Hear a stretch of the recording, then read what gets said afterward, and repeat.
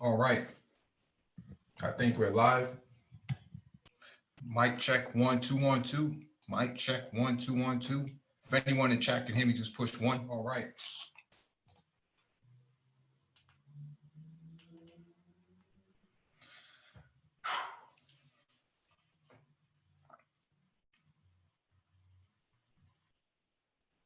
All right, I got a confirmation. Thank you for that confirmation.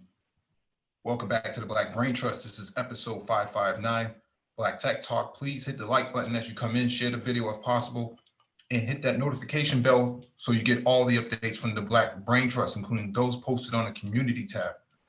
There's a doc in the description beneath the video for you to follow along with. If you want to engage in this discussion, there'll be a link in the chat for you to click on.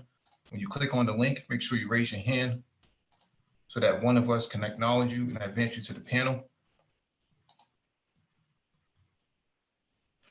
Just as an FYI, if you're trying to get into tech for the first time, we do offer IT mentorship. If you're trying to go from one IT role to another, we do offer IT coaching.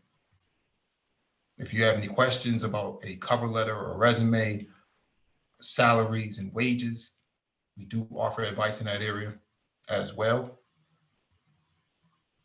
If you're in the tri-state area and you're looking for IT contracts, Nagona 11 does have recs on the table. Let me drop the link for you all.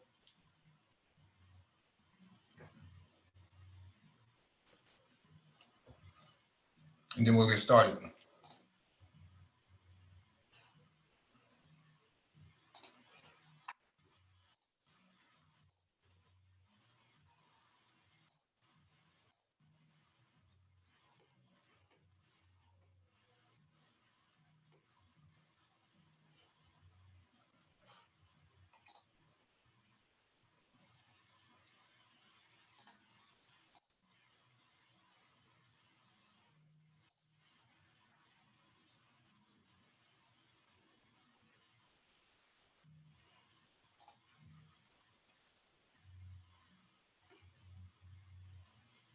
All right.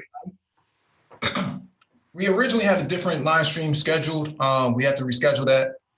The person was not available at this time due to some sudden inconveniences. So we're going to go ahead and go with this live stream about these protests that have been happening.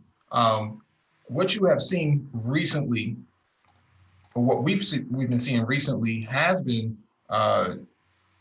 tech companies trying to respond to the protests in a way that shows some form of solidarity. And so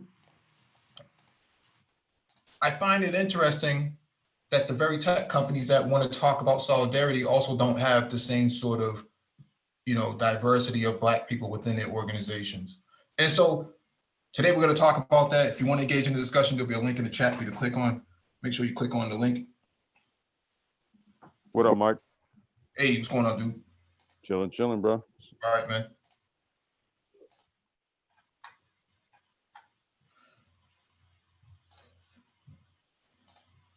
All right, let me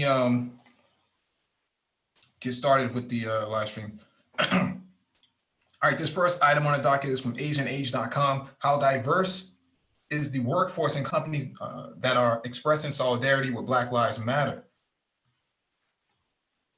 Only 4.4% of Microsoft global workforce across all brands, and as for Amazon, while more than 60% of warehouse and delivery workers in most US cities are people of color. Only 8% of its managers in the US are Black. So what we're seeing here, and I think I'll go through the article first. This is a long article, but I don't want to go through all of it. I think I may have to.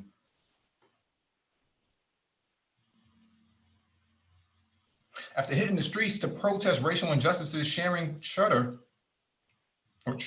was disillusioned by the number of corporate brands posting glossy images spouting support for Black lives. The 33-year-old founder of Uoma Beauty, a cosmetics company that caters to Black women, came up with a social media challenge to test the sincerity of the companies.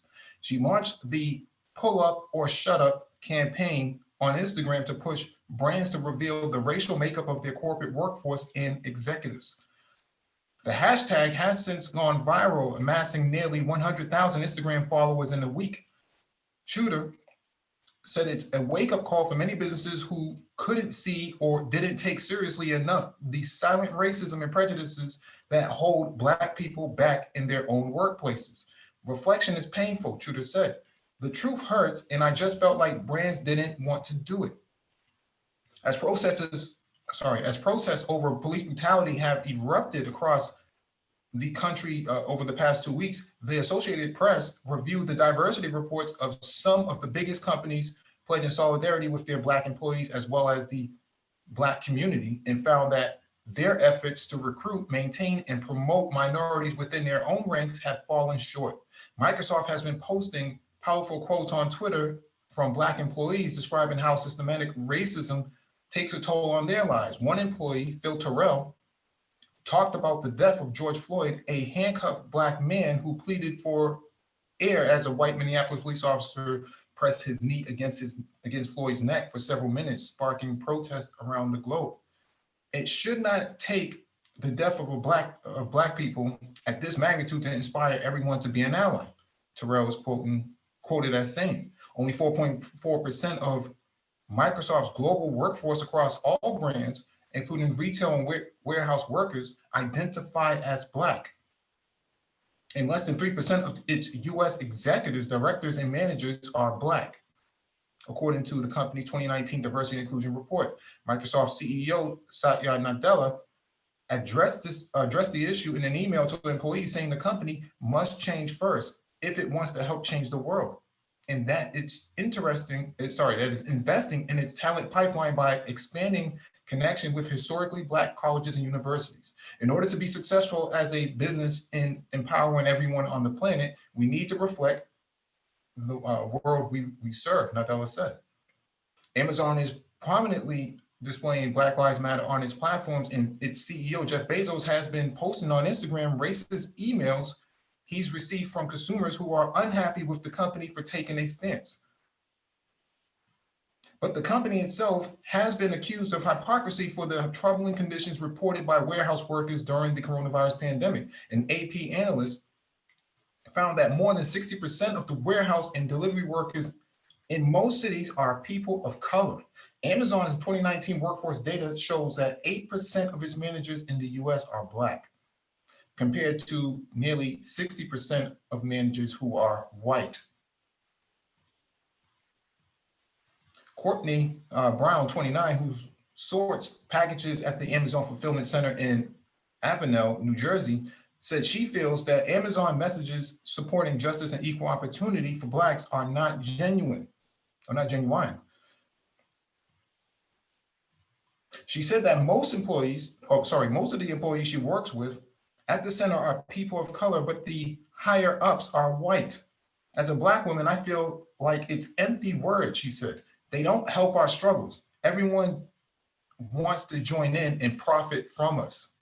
In the US, Black people account for 12% of the overall workforce, but only 8% of management jobs, said University of Virginia professor Laura Morgan Roberts. The number of Black CEOs of Fortune 500 companies peaked in 2002 with 12.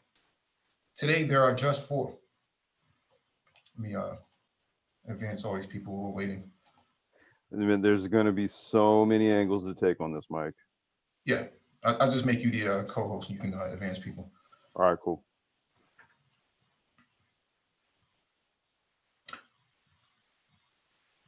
Robert's research looking at the careers of Harvard Business School graduates found Black alums got fewer prime opportunities, such as global assignments, than white graduates with the same degree. They are saying we've got qualifications, but we can't get into the inner circle, Robert said. Adidas, which responded to Floyd's death in subsequent protests by crossing out the word racism on an Instagram post, acknowledges shortcomings after a growing group of employees called out the company for its lack of diversity. On Tuesday, Adidas unveiled several moves to fight racial inequality. including a pledge to fill at least 30% of all new positions in the US at Adidas and Reebok with Black and Latino people. It said it will be announcing a goal aimed at increasing representation of Black and Latino people within its workforce in North America. The events of the past 2 weeks have caused all of us to reflect on what we can do to confront the cultural systemic forces that sustain racism, said Adidas CEO Casper Rorsted in a statement. We have to look inward to ourselves and as individuals and organizations and reflect on systems that disadvantage and silence Black individuals and communities. The Germany-based company didn't provide a breakdown of the race or ethnicity of its workforce.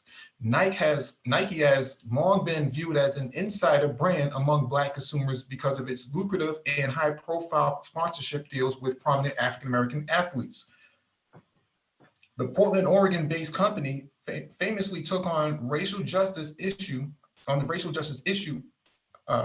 head-on with its ad campaign featuring former NFL quarterback Colin Kaepernick. Last week, it revealed a new video ad in response to the protest that bore the words, "For once, don't do it."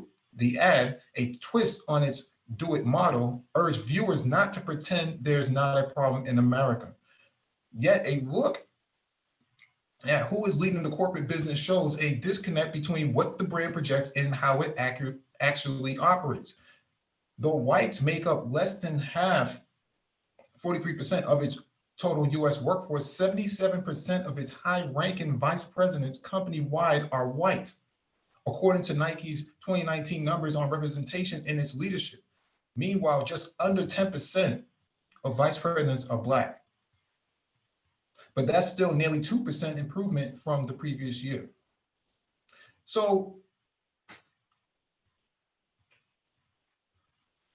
this is just one article of many that we're going to cover today that, shows this sort of disconnect that many tech companies have, in showing support, to the death of George Floyd in racism, while they themselves don't even acknowledge the diversity makeup.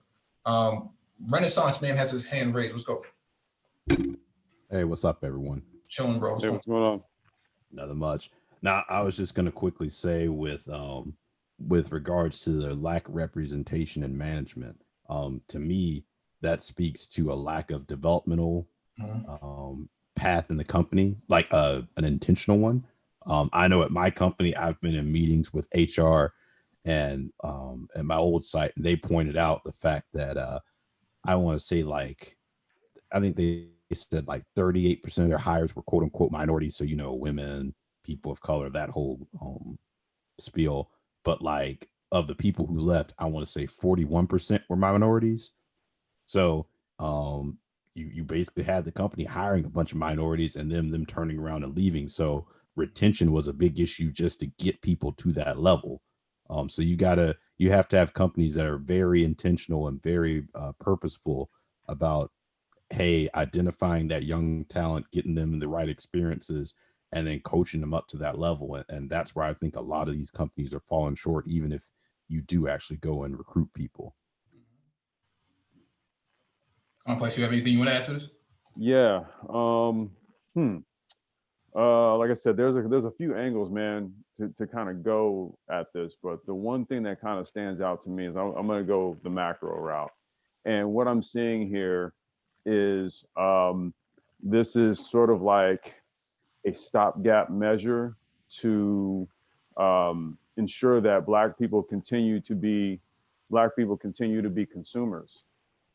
Okay, by showing some sort of solidarity, with Black folks and their plight.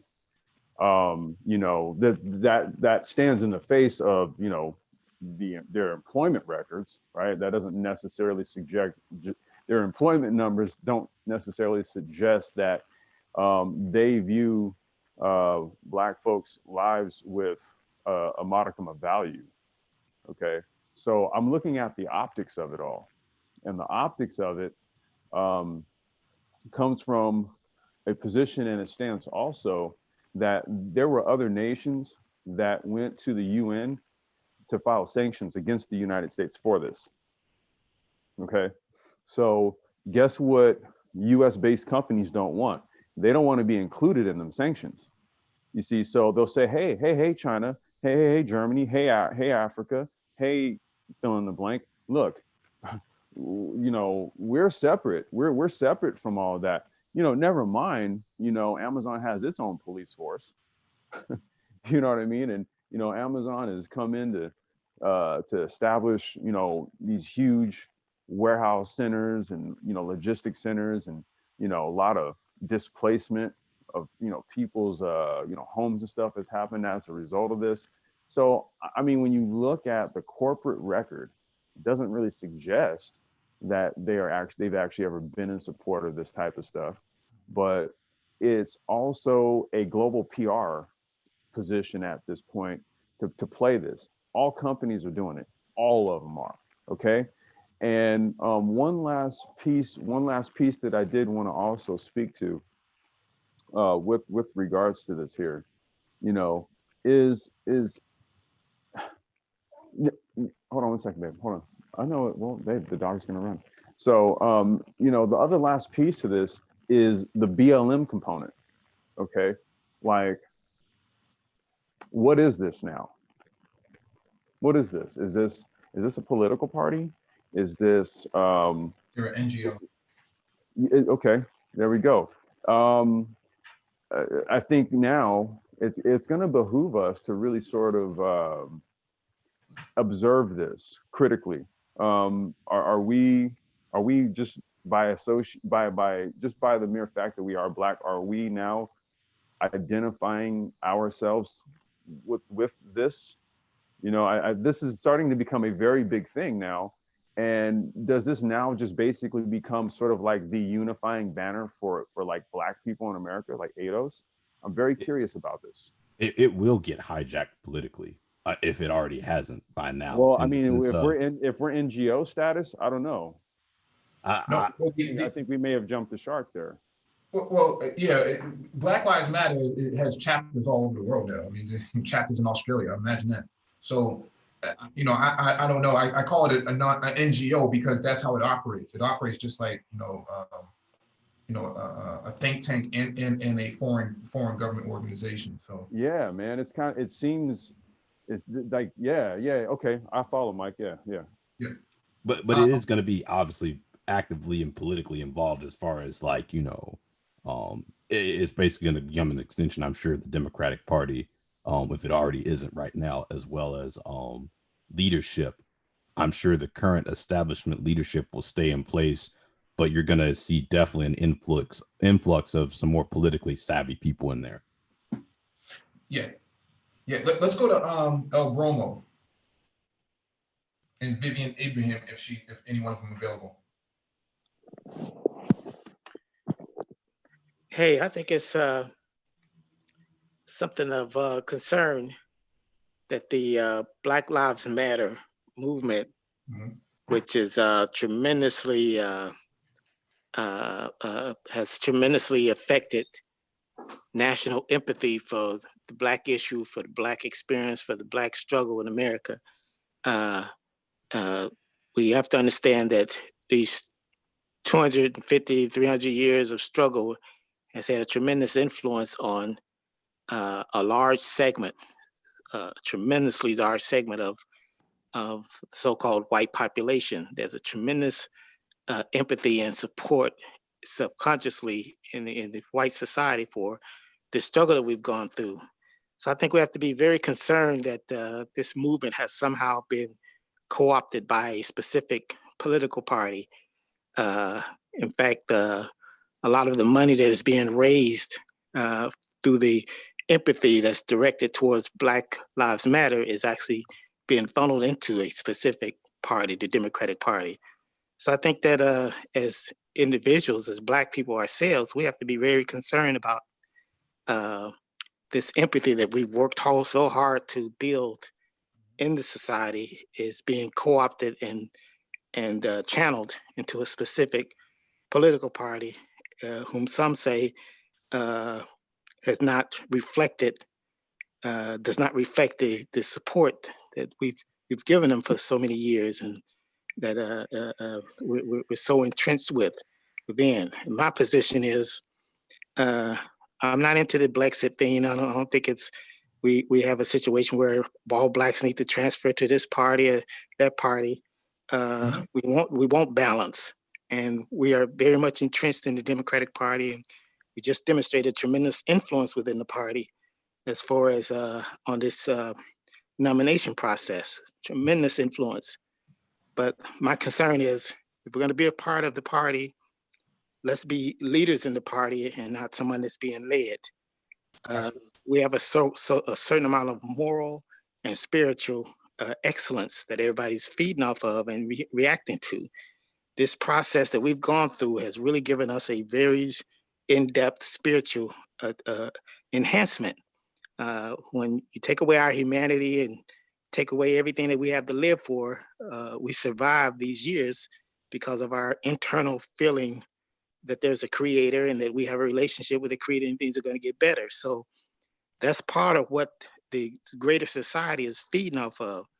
So this is a time for Black leadership. It's a time for us to realize that we are the influence in this society, and we can tremendously affect the way this society evolves if we take the forefront and be leaders.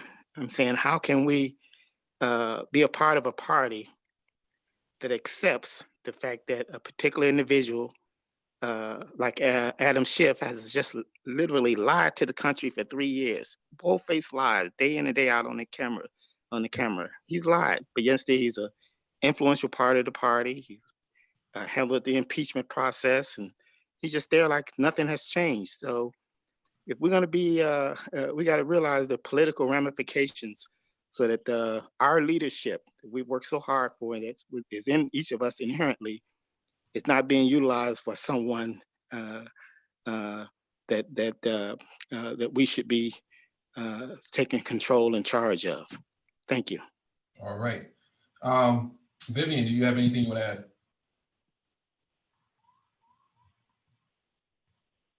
I guess Vivian is away. All right. Let's go. Yes, I apologize. I'm right here. All right. All right. How is everyone? Good. Good. How are you? Okay. Right. I wanted to take it from a little different angle than my husband, El Bromo. Thank you, El Bromo, for speaking. Basically, I wanted to take it from IT diversity as far as not only the government numbers, what the government is reporting, what these companies, private companies are doing is they are influxing all of these IT individuals, mostly Indian, of course, we all know that. But the way that it's being reported to the government is as if they're the minorities. So that is one of the biggest problems that we have right now, is that they are reporting as if they're the minorities and we're blank.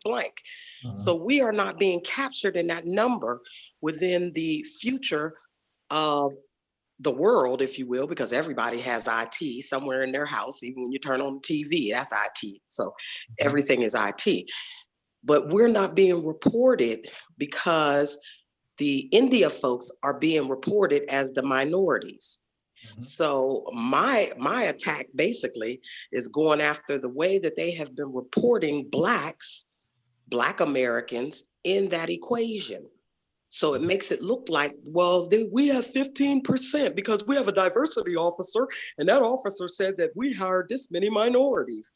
No, they were supposed to be there for Black Americans, but they're not. Right. They're being reported with different numbers that do not reflect Black Americans. And that goes across all of the parts of a company, not just IT. It has gone even further than that. So that's what I wanted to just make sure everybody is aware of as we go further into this conversation. Thank you. Absolutely. Thank you. Next item on the docket is from the Economic Times. Infosys faces fresh race discrimination suit in the U.S. A former employee has sought a jury trial in a Texas court in compensatory damages from the company. I thought Infosys was supposed to be a great company. I guess not. Infosys is facing a race discrimination lawsuit in its American arm filed by a former diversity head of the company on Thursday in the U.S. District Court. The Vina linguist and U.S. national of African-American race has alleged that Infosys has retaliated against her for testifying in 2016 against the company in an earlier class action lawsuit. Linguist, who alleges that she was removed from her role, quit Infosys in 2017. Linguist had testified in a case filed by Brenda Kohler, an American job applicant who had accused the company of discrimination against the local job applicants by favoring workers from South Asia to fill positions in the U.S. Linguist has sought a jury trial in a Texas court and compensatory damages from the company. Infosys said it is aware of the case and denies all allegations of discrimination and retaliation and will defend itself in this manner. I find this to be interesting.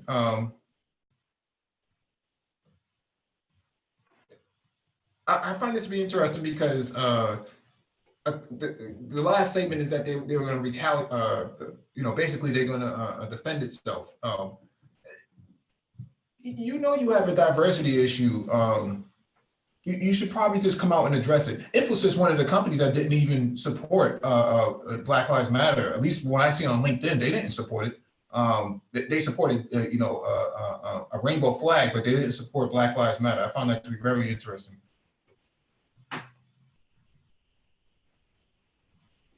Probably some No spending power. comment. Go ahead, Renaissance. No, I was just gonna say, they probably got someone in there looking at how much money is spent by certain demographics, and also how politically active that demographic is. As far as you were saying, they spoke out on one group and not another one. Mm-hmm. That's a big thing. Yeah. Now you're in DC. What are you seeing from? I don't know if you're hearing any rumblings on the ground about diversity and stuff like that in tech. I can't speak too much on, just because in the sense that DC is already extremely diverse. I don't know enough because I just moved here about a little bit over a year ago, so I don't know enough people in the area to really be able to speak on it informed, but I do know it's rather diverse and they are very friendly. At least when I say I'm talking DMV area. So I imagine it's not as big of a problem here because you can achieve that quote unquote diversity through a number of ways. But they did paint Black Lives Matter in the streets, so I'm sure a lot of it's PC and it's a different type of problem here. Yeah, I've heard cases in DC of tech companies, basically, still having white power at the top of the food chain. So, top of the. I can speak on it. Oh, go right ahead, Vivian. Myself and my husband, El Bromo, we're both DCites, if you will. We live in the greater DC area. One thing that that I have brought to the attention of the Trump administration is the fact that a lot of the India companies are here. And when I say India companies, the main one that I went after with the Trump administration was Fannie Mae and Freddie Mac. Those are the main ones that pissed me off because, yes, I've gone in and interviewed and all that good stuff, but I was stunned at how many people from India, H-1Bs, were in these companies. And let me tell you, gentlemen, they are living large where I'm at, okay? And that's when I really started stepping it up and getting involved, because I'm like, damn, these India folks are living large, driving Mercedes Benz and everything else. What about my Black brothers and sisters? We've been here forever, and I've been in Virginia since I was 18 years old, and I'm up there, gentlemen, okay? And here in Northern Virginia, I'm like, why are there not more Black families here? And when I went to Freddie Mae and Fannie Mac, Freddie Mae, whatever, okay, and found out all of the companies, they have over 1,000 third-party vendor companies that do business with them that are Indian companies, and they only hire Indian people. It is one of the highest employment in the greater DC area on the Ashburn, Manassas, Arlington, Alexandria side of the greater DC area. I'm not talking about the Maryland side. A lot of blacks are over there. I'm talking about the other side where big bucks are flowing over here. And it just really upset me. And I said, I have to do something about this. And it just became aware, well, especially the federal government just became aware that they have the highest H-1Bs in the country of all companies for the federal government. And I'm like, are you kidding me? My black brothers and sisters out here could be making 140, 150. Of course, when I walk through the door, I make a little more than that. But anyway, why are all of these people from another damn country and they have federal opportunities to get jobs through third-party vendors and hardly no blacks? Yeah. So I told the Trump administration, yes, I did, that you put me in high enough, I will stop all of that. That's how high up I am. I will stop it all. Just give me the opportunity. Yeah, okay? yeah, Vivian, I'm on the Bethesda Chevy Chase side of things. So I'm on the opposite side of where you're at. Okay, you're up there where I work for the National Institute of Health. I redid one of their very, very large programs and instituted an IT service management infrastructure into the National Institute of Health for all 28 agencies. I'm way, way, way, way up there. Mm-hmm. But what I got mad at is where I live at. Hey, how come you can't come down here and get a job working for Fannie Mae or Freddie Mac as a director? Why can't you do it? Yes, you can do it. And the reason why you can't is because of the caste system and all that good stuff that they have from India going on on this side of the water. And I just got fed up with it. I'm so fed up with it. I told the Trump administration, create me a damn job. I'll go in there and clean it up from an IT point of view. And my understanding too, just for clarification, your side tends to be a little bit more of the red versus I'm more in the blue area. Well, yeah, sort of.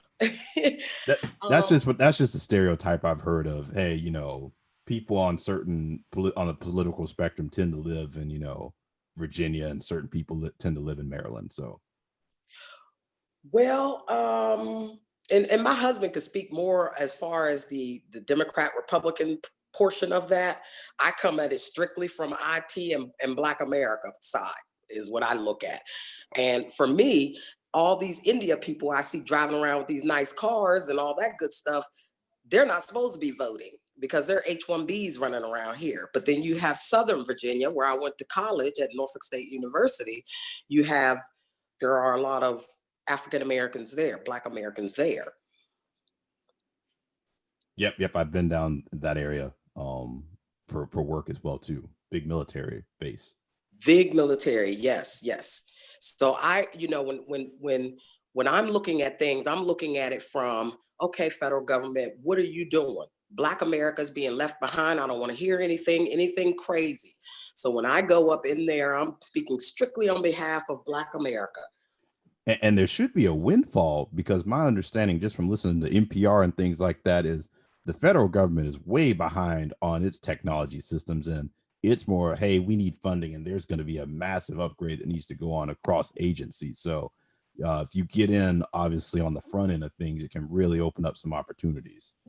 Yes, and you're right. And I have many, many brothers and sisters all over the country who are saying, hey, okay, well, what are they doing for us? And I'm fighting, hey, on behalf of Black America, we have a lot of IT individuals that can come in as directors, managers, directors, vice presidents, and all. You know, I had two companies, two American companies that I went for vice president of IT engineering.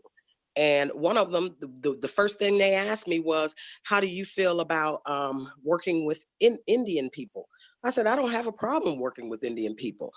Well, we think that they might have a problem with working with you. Duh. You know, they don't want to see a Black woman walking up in there. The caste system is in play. Oh, wow. They outright said that. Yes, they outright said it. I had another IT consulting company, and I went in for an interview for a very high level job here in the greater DC area. And the three individual panels, the panel had three people on, they started arguing in front of me. How did she get this much experience? Who gave her this experience? How did she do that? How does she know all of it? They were arguing in front of me. Okay, that just goes to show you, you know, how far we have to come when you begin to talk about IT diversity and what we have been going through as a people. We have not grasped the concept of, hey, they've been using our empathy, like my husband said, to gain access, and that's what they've been doing with all of these little vendor companies, these IT consulting and all this good stuff. That's what they've been doing. Yeah. And my husband can tell you on the business side about the 8A certification. I know you guys heard about that years ago. Okay. The MBE, minority business. He can tell you about that. Minority, the WM, whatever, for women, minority women's, and how they're getting all of these contracts with the federal government that my husband should be getting with his company, but he's not. Right. Right. Let me jump to this next item on the docket. This is from RowTechWire.com. African American tech leaders in Triangle demand change. Donald Thompson, Walk West speaks out. Donald Thompson, CEO of Walk West, one of the fastest growing digital marketing agencies in the Triangle, is reeling from the events of the past week. He compared the killing of Floyd to an earthquake in our society and said the event has taken the conversation about race in the US to a global level. It cannot be underestimated how powerful our response has to be as a nation, he said. Everybody is watching, and as a business leaders, you cannot walk the middle on this. You are either against it or you're for it. There's no in between. On a local level, he is actively working to bring about change. In April, he launched the Diversity Movement, a set of online courses, video, podcasts, events, and consulting offerings focused on diversity and inclusion course. He's also initiating some uncomfortable conversations about race and diversity with the podcast, Ask a Black Guy, Ask a White Guy. I think that's a bit suspect. What is your view on the grounds here in see, I'm not going to go over all this, but we don't have a whole lot of time. What can be done on a local level to affect change? A lot can be done. The diversity movement has a lot of free courses, but one is education. We have to work on ourselves before we can work on our community or nation. The other thing that is high impact is being a part of giving to organizations that are assisting people of color. For business leaders, it is having real conversations with people that don't look like you and listening. When you look in a boardroom and nobody looks like you, ask the question, why is that? What can we do about it? When you're at the country club on the golf course and you have a foursome and it's all middle-aged white guys, are we doing this on purpose? Or should we expand so that we build broader friendships? When we're going to our houses of worship on Sundays, or whenever we go to pray and worship, are we inviting others and making an environment that other people would feel comfortable so that we can truly get to know each other so that we can make lasting change? But for me, the biggest change is inclusive language. Until we learn how we can talk to each other differently and better so that we can have powerful conversations that lead to action, it's going to be counted. With the diversity movement, we're trying to be helpful and actionable insights of how people can move the needle for that question. I'm not a big fan of this whole approach. white people know what they're doing, okay? Racist people know what they're doing. Having a conversation with them about why they're doing what they're doing doesn't make any sense. When it comes to Me Too, okay, the hashtag, there's no real conversation about whether or not the person even did it. Just an allegation will get you bounced out of an organization. Why is it when it comes to racism, all of a sudden now you want to sit down and have tea and crumpets, with the same people who don't have your best interest? It does not make any sense when people talk like this. Now, I was going to say, Mike, I went and looked up Jane Elliott after we had a discussion last week, and that was exactly what she said. She literally said, do any of you all want to be treated like Black people? And she's like, no one stands up, and that blows the whole argument of ignorance out of the water. Exactly. She's amazing for anybody who doesn't know who Jane Elliott is and what her work has been over the last 60 years. She's amazing. I just find it interesting that these articles are from these people, man. They always talk about sitting down and having Ovaltine and Drakes and Entenmann's cakes and stuff like that with white people at country clubs. What are you doing? You think George Floyd, do you really think that, this guy who killed George Floyd, his family wants to sit down and have, a conversation with, with George Floyd's family about, what was going through this guy's head? Who cares? who gives a F? Why do you need to know all of that? All you need to know is that this person is bad and we need to get rid of him. That's it. There is no other conversation. Jewish people are not sitting down in Germany, wondering what the Nazis were doing. They don't sit there and have those type of conversations. For whatever reason, Black people want to hug with these people. Stockholm syndrome, unfortunately.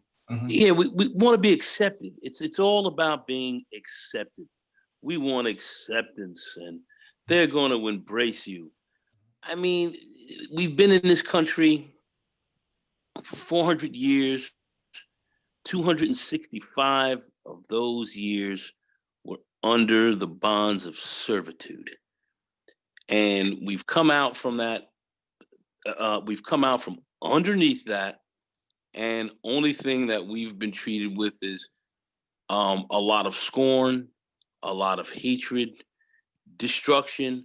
There's some people who have done okay, some white, and I'm not going to say all white people are the worst, because that would not be an accurate statement. But the system itself that we are involved with is not designed to really, enhance your prevalence. And that's been a big failing of America. And as hard as we've worked in this country, and as much as we've done to help to build it, this is still the crux of the problem here in these United States. I don't know what else to really say as far as how much more can they really show you from, especially an institutional perspective, where they're really coming from. Like I said, not all white people walk around and are hating and around here to destroy. No, that would not be an accurate statement. But when we look at this from an institutional perspective, we still have a very long way to go here. And it's as like Mike said, this is no longer just a question about this right now. This is about action, either dealing with this and dealing with it properly or not. There's no middle ground on this anymore. There just isn't. We're going to deal with this or we're not going to deal with it. And what we got, and if they're not going to deal with it, what we're going to have to do in which to get them to deal with it. This is the dancing game of this is over. It's over now. I mean, it's been over for a while, but here we are. How are we going to deal with this? That's the question. Are we going to be upfront and deal with this directly, or are we going to keep bullshitting around when everybody knows we're bullshit? That's it. Hey, a key perspective, the brother mentioned earlier when he said, you're in a meeting with white folks and you want to know is any of them would like to be treated like a Black, and they can't, nobody wants to stand, nobody wants to deal with it. One of the key issues that we have to be aware of is that is what is going on, particularly, specifically in the IT sector in America today. Whites are being treated like Negroes. Okay, this is why we have this tremendous anger and resentment and frustration in the greater society. You know, when you look at all of these young white kids out here with their backpacks and face covered and throwing Molotov cocktails and attacking the government, attacking the police, attacking authority, they're frustrated because they can't move out of their mama's basement.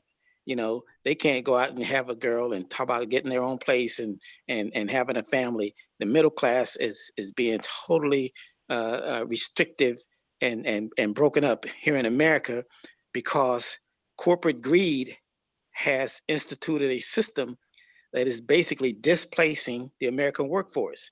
Of course, from a Black perspective, that means that with us being the last hired, first fired, and dealing with all these other systemic racism issues, we're at the bottom of the totem pole. But we need to understand that it affects us even more, but there is also an effect at the top. Whites in general are being pushed out of the tech sector.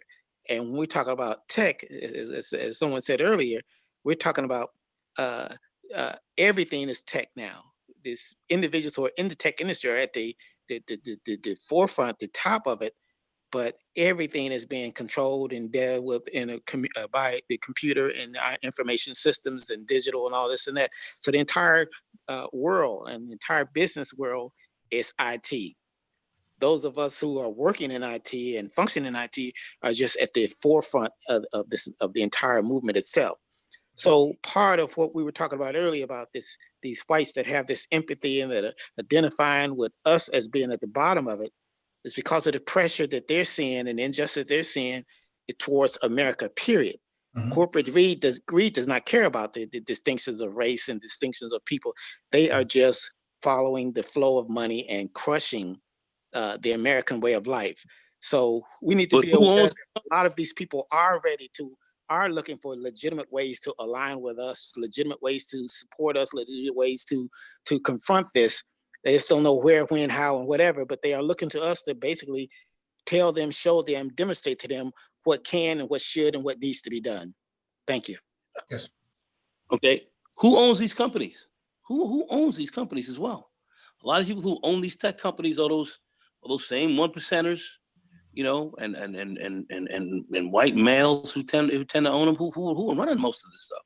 Yes, you look at the people on Oracle. Yes. They are running it, and they're putting their people in there. You know, we can look at Facebook in these places, you know, that are running a lot of technology in there. They're running a lot of IT. They wouldn't call them an IT company, but boy, IT certainly runs a lot of it. And they ain't trying to put you in there. You know, they're supposed to be liberals and all that. They ain't trying to get you up in. They ain't trying to get you up in that piece, like my brother would say. They're not trying to get you up in there. You know, they're definitely not trying to. They're not trying to see you. I'm looking at some of these other tech companies that are out here that we help to. We've been very active in as far as users and so forth. We're not getting a shot to get in there like that. So we have to really look at where's a lot of this coming from. And we do have tech people. We see there's a lot of racism in technology. That a lot of us talk about. We talk about getting tech savvy and getting really tech directed here on the brain trust. But one thing that we have not been is we have not been silent on the racism that exists inside of the business. We are not silent about the racism that permeates Silicon Valley and so forth. We're not quiet about that. Hey, we Carl. know that. Actually, go ahead. Hey, Carl, when you say who owns it, it's the shareholders, right?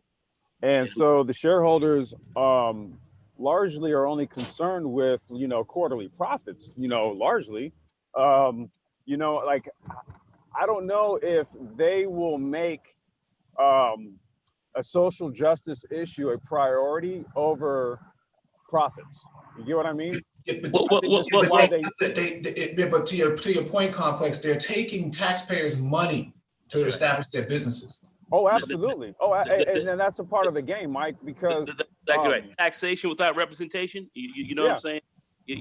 So that's a big factor. We can't play that out.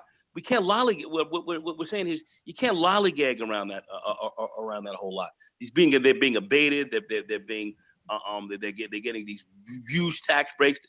Yeah. We are taxpayers here. We're not getting a piece. We're not getting a piece of the pie. We're not being included.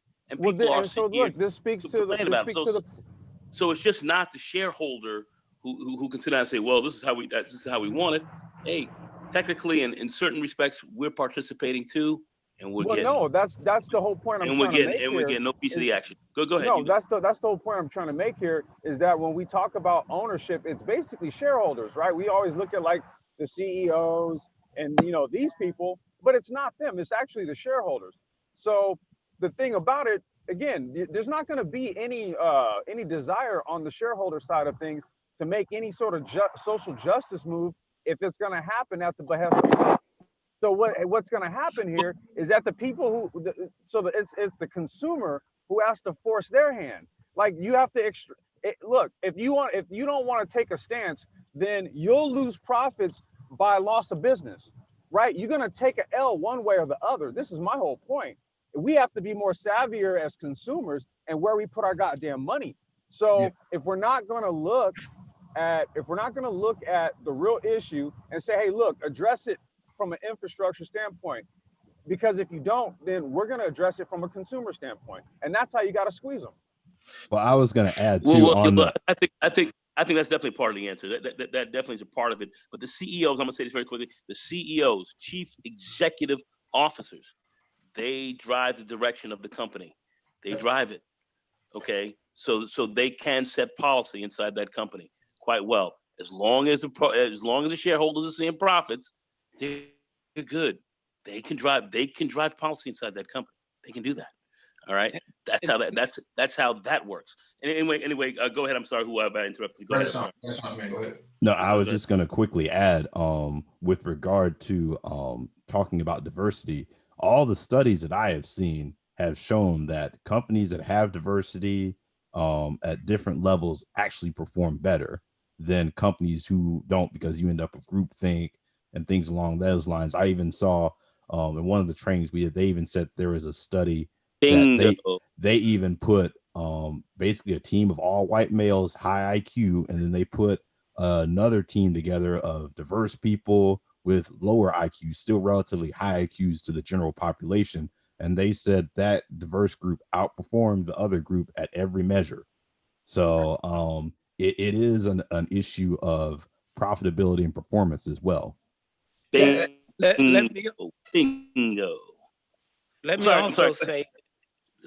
me also say that profits and share value and all of that is not an excuse or justification for racism and discrimination. That's the whole point. These companies can claim we're doing this for profit. Who cares? You're in America, and it's not only the consumer perspective, it's the voter perspective.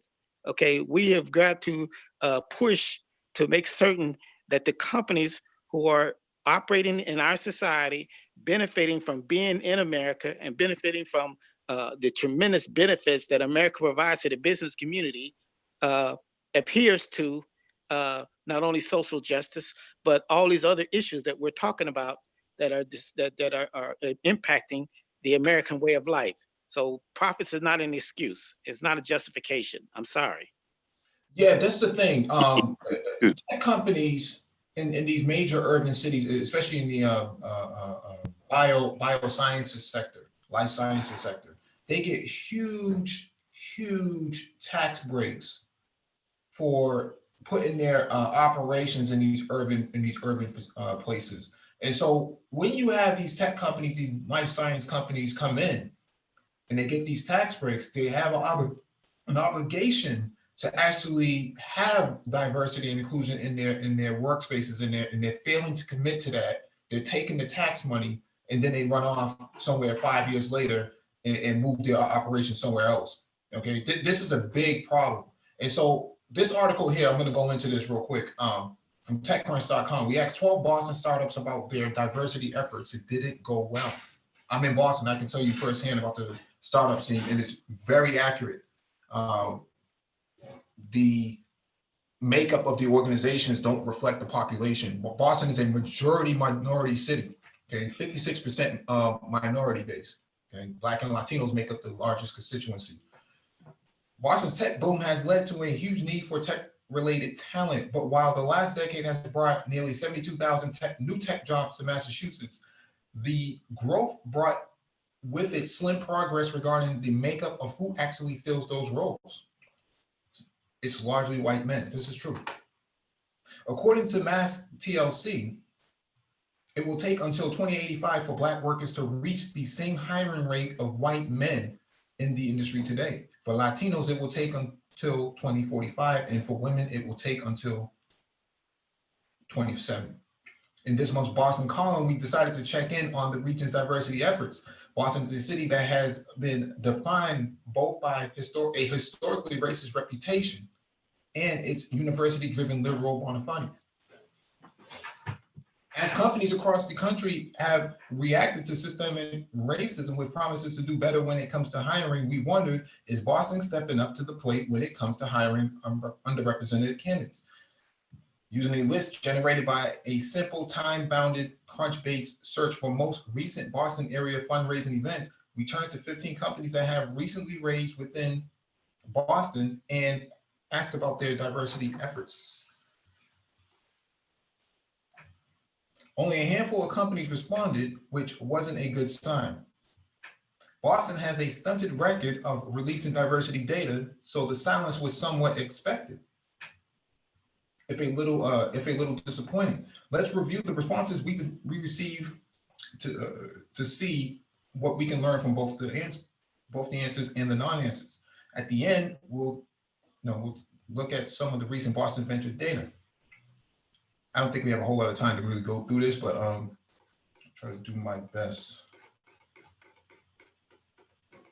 So I'm assuming Boston is like every other major city, majority, minority, inner city, and then a bunch of white people in the suburbs. Well, we don't typically have like a suburb, but we do have pockets that what we call neighborhoods that are broken up like districts.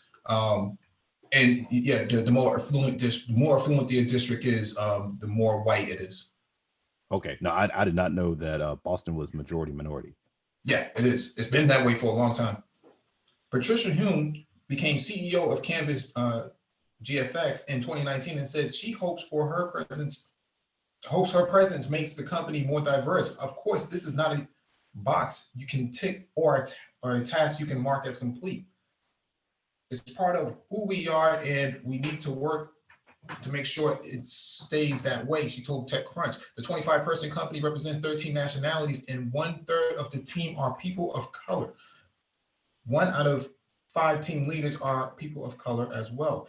Hume also noted that her company is working on diversity beyond race as well. She is a female tech CEO in her 60s, and the company has female leaders in sales engineering, finance, and fulfillment. Canvas GFX is also looking to provide career opportunities for veterans. Diversity by nature of data is easier to accomplish when you have a smaller team. As Hume said herself, she has a direct relationship with each person on the team. The true test will happen when the company grows to a bigger size. Josh Aviv, founder of Spark Change, said diversity needs to be beyond the lowly intern and brought into leadership positions in the cap table. Aviv, a Black founder, told TechCrunch that 5 out of 6 leadership positions at his company are filled by diverse individuals. Roughly half of Spark Change's cap table includes women and minority-led funds. The purchasing power of a diverse team, Aviv said, can bring a real change. That one paycheck we sent to that one employee went to the grocery store. It went to the movie theater. He paid his rent, and he sent money outside of that city to another community, Aviv said. When you multiply it by 10, 20, by 100, or 1,000, you can impact a community. Your employees can impact a community. As for how he recruited candidates from underrepresented groups, we use Workable, we use LinkedIn, we use Indeed, he said. There's no secret fancy program. We're hiring diverse and super talented individuals. It's worth noting that of the entire cohort we reached out to, the only 2 immediate respondents who were willing to share on the record were underrepresented founders. Amwell, reached by an email, like most of our cohort, responded that it is currently in a very active process of reviewing and updating our diversity, equity, and inclusion initiatives, saying that it was premature to share details. Of course, we'd like to hear more from the telemedicine startup in time, but it was somewhat encouraging that work was already afoot at the company, which recently raised capital and is expected to go public shortly. 2 more companies expressed interest in responding, but haven't yet. What were we hoping for? A little more honesty and perhaps a commitment to do more. It's easy to celebrate companies when they raise money. That's when they are most likely to talk. But when it really counts, it's harder to get companies to share. Our rate of the general silence is in response to our queries is that some of the companies aren't doing much on this matter, or that they are, but don't want to talk about it. But as the latter doesn't make much sense, who wouldn't want some free publicity as they look to hire after adding capital to their accounts?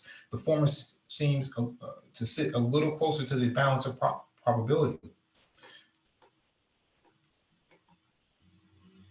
Equity financing for Boston area startups, according to Crunchbase data, was a bit mixed in May. The month saw very few known rounds, just 10, discounting grants and non-equity events, but those 10 rounds were supersized. Indeed, the 10 rounds were worth $538 million, though the lion's share of that tally came from 2 rounds, Amwell's $194 million Series C and Atia Pharmaceuticals $215 million Series D. Those 2 rounds were worth 76%, or a little over 3/4 of the total. Some of the companies we reached out to for this piece were part of the month tally, notably. But don't read too much into this data. Much reporting of VC results in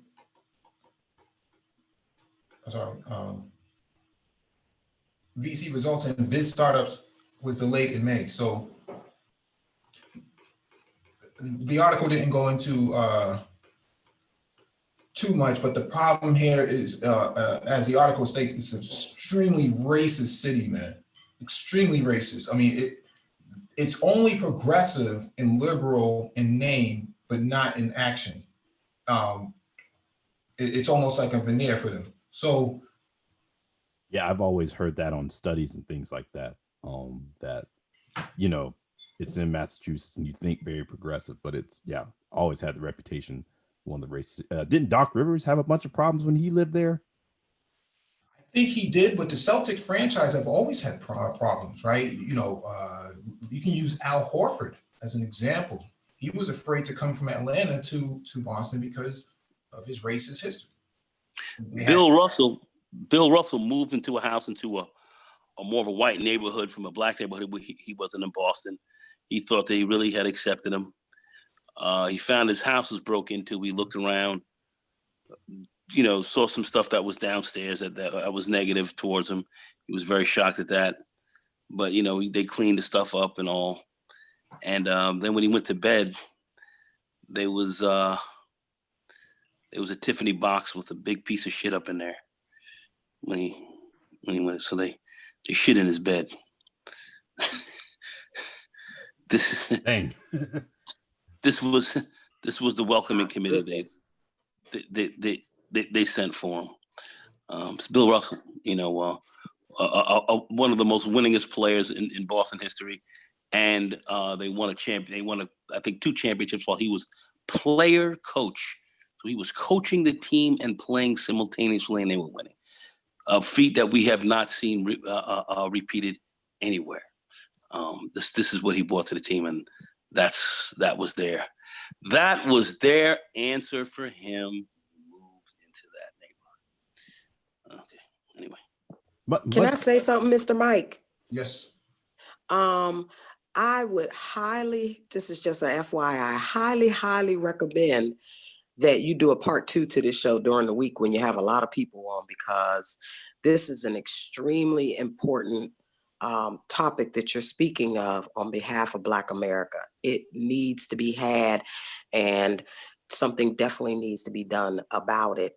There are, like I said, there are those out there like myself who are in the background, who are about to come to the forefront on behalf of Black America to some very strong, how can I say, media types. Yeah, that's the good way to put it.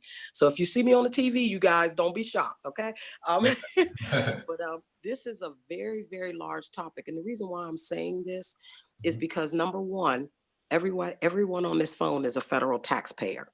And it is not fair for all of us to have to pay our taxes to these large corporations such as Apple, Microsoft, Amazon. They all do business with the United States federal government right now and receive hundreds of millions of dollars per year. And it's not fair that our federal tax dollars are basically, we're paying for our own demise as Black America. And also, I wanted to say that another thing you all hit on is the fact that this is happening to little bitty white America too. Hello, you guys have now joined us. And here's the kicker. They are aware of that.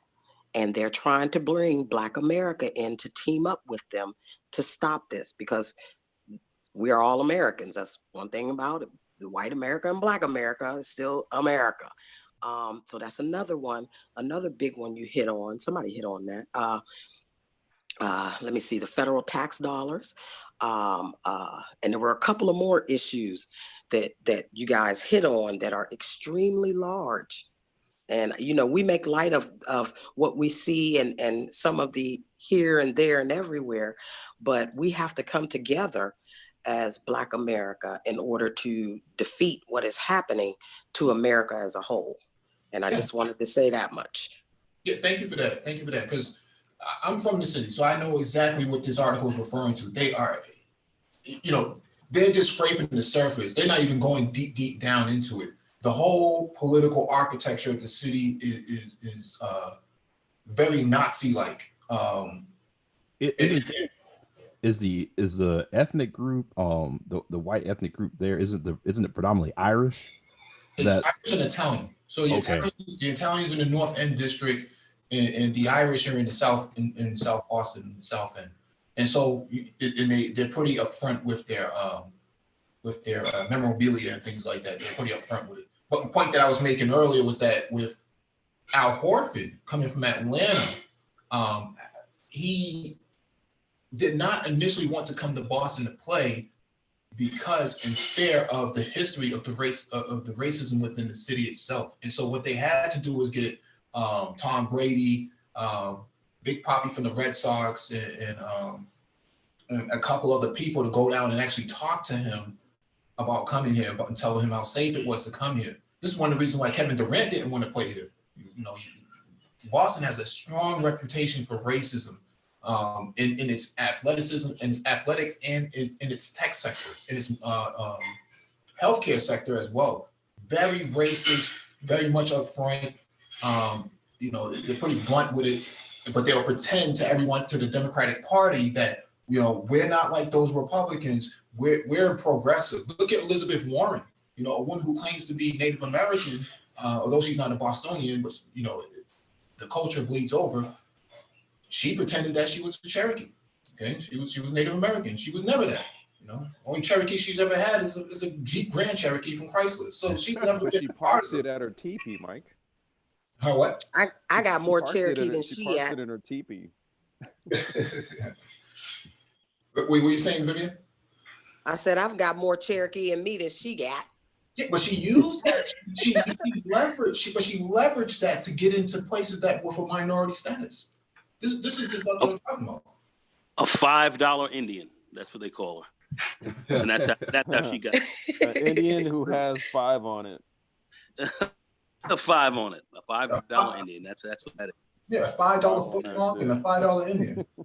No, but I was gonna say, Mike, that whole situation with Al Horford, that's kind of what comes to bite us, is that imagine if Al Horford didn't go to Boston and came out and said, hey, I'm not going here because of that.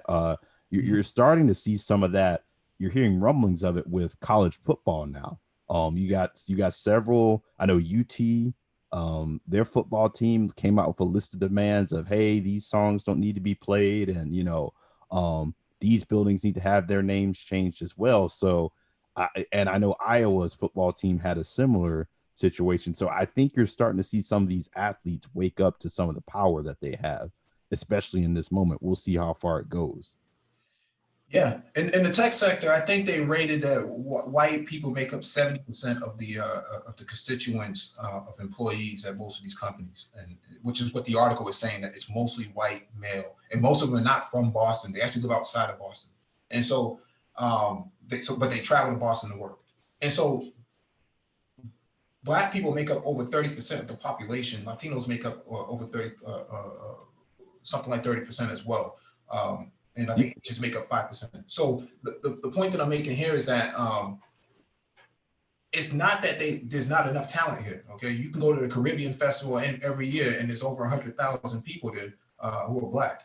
So the idea that you can't find out of 100,000 people someone that's going to work in your organization, and from an IT perspective, especially at the leadership level, it's BS. Okay, it's a bunch of BS. You're purposefully skipping over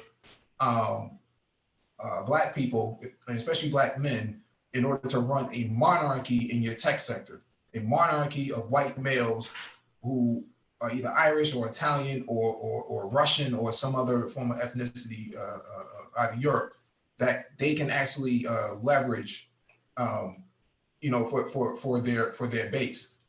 And they don't have to do that. They're purposely going out and recruiting these white males, and even white women now too. I would actually say that white women are actually more represented in these tech spaces than Black men are, which is interesting, because there are more Black men here. There should be more Black men here than white women, but you would never know that if you came to the city. Do you all have an occupation tax? An occupation tax? So like what that is I know back home they had one where basically they had that same issue of basically all these people living outside the city and then driving in, getting jobs, and then flying and then driving back out. And that was one of the ways they tried to deal with it, was they put like an occupation tax where if you worked in the city but lived outside the city limits, you actually had to pay a tax. No, we don't have that. Okay. It's only for people who live in New Hampshire and travel to Massachusetts.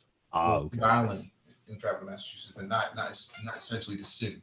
And so, yeah, this is a big challenge. There are more Black people here that should be in the tech sector and not getting in. They're just not getting in, not because they don't have the skill set, but because they're being denied opportunities, so that their white constituents can be in there. Well, one of the things that I want to bring up to you all that I'm trying to get into the White House and work with the Trump administration on is, I'm extremely pleased that he gave the HBCUs the yearly funding that they need, especially with me coming out of STEM. I was in biology pre-med for the love of God, and had I been going up against these people now, I would never have gotten in. But one thing that he did, which was extremely positive, was giving that money, our federal tax dollars, to these schools. There's only one problem. You have STEM people who still won't get in.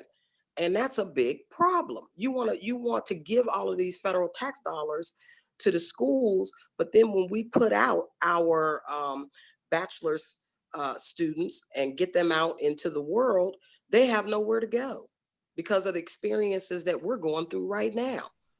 And it's not fair. It's not fair. You have to give us a level playing field. You want to give us the money and say, okay, yeah, go into STEM, and yeah, okay, we're putting out those STEM graduates, but they are running into a very big wall, just like the little white students now. So, they're wanting us to all, let's get together and do this and get America back on task. But the Trump administration definitely needs to push harder in that realm on behalf of what Trump did for the HBCUs, because everybody doesn't come out with an art degree. Some of us are very, very serious about what we're coming out with in our field.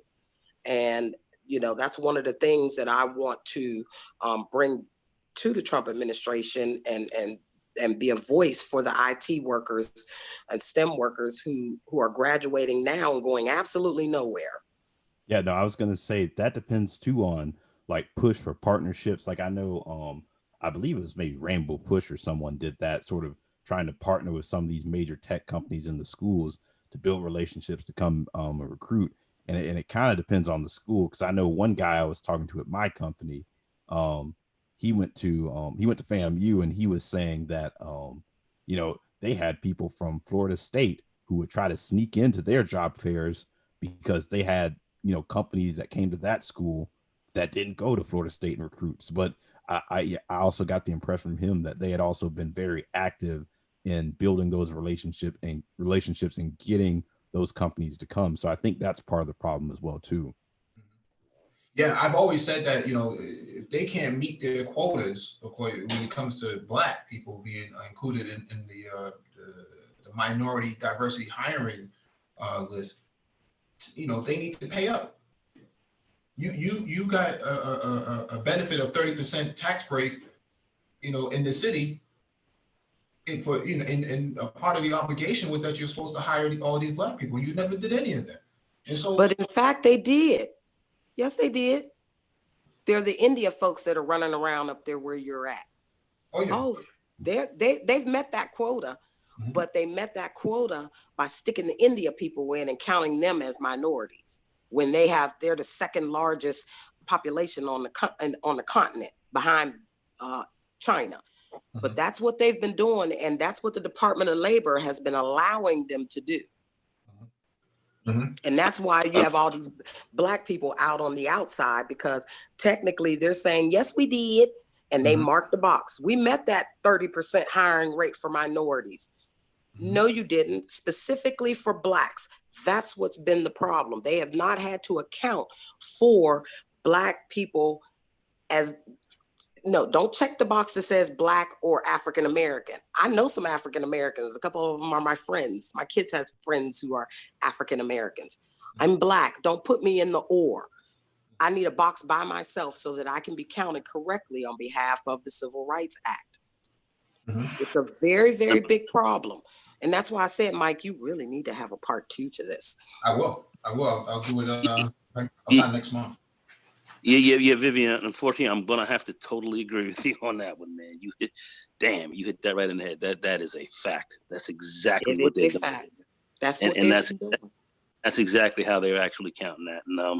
And we know that we're aware of that because we know the Indians have been very heavily involved in IT, and they're coming out of places like University of Hyderabad and all of this kind of stuff, and they're just giving them H-1Bs and throwing them in there left, right, and center. They've cut that back a lot, but they're in here. They're a big part of the game, and it's definitely our fight to have to deal with that as well. But that's a fact. It's unfortunate, you know, that what you brought up, because I'm totally aware of that. But that is a fact. That is true. And that's Absolutely. one of the bigger battles that I want to take to the Trump administration. That's another one of my biggies that I have a real problem with, because I'm fully aware of the statistics and how they've been padding the numbers. And that's one of the ways that they've been getting away with it, is they say that they're the minorities. And I'm like, really? And they are using the Civil Rights Act of 1964 to as much as possible right now. Yeah, let me get to this next article. We don't have a whole lot of time left. This is from fastcompany.com. Dear tech industry, protesting is important, but it's not enough. For years, we've watched tech abdicate its responsibility to a racially diverse workforce and audience. If you genuinely want to make tech more inclusive, you must commit to long-term systemic change today. Yeah, this is pretty long. I'm not going to go through all of this. I don't know why I go.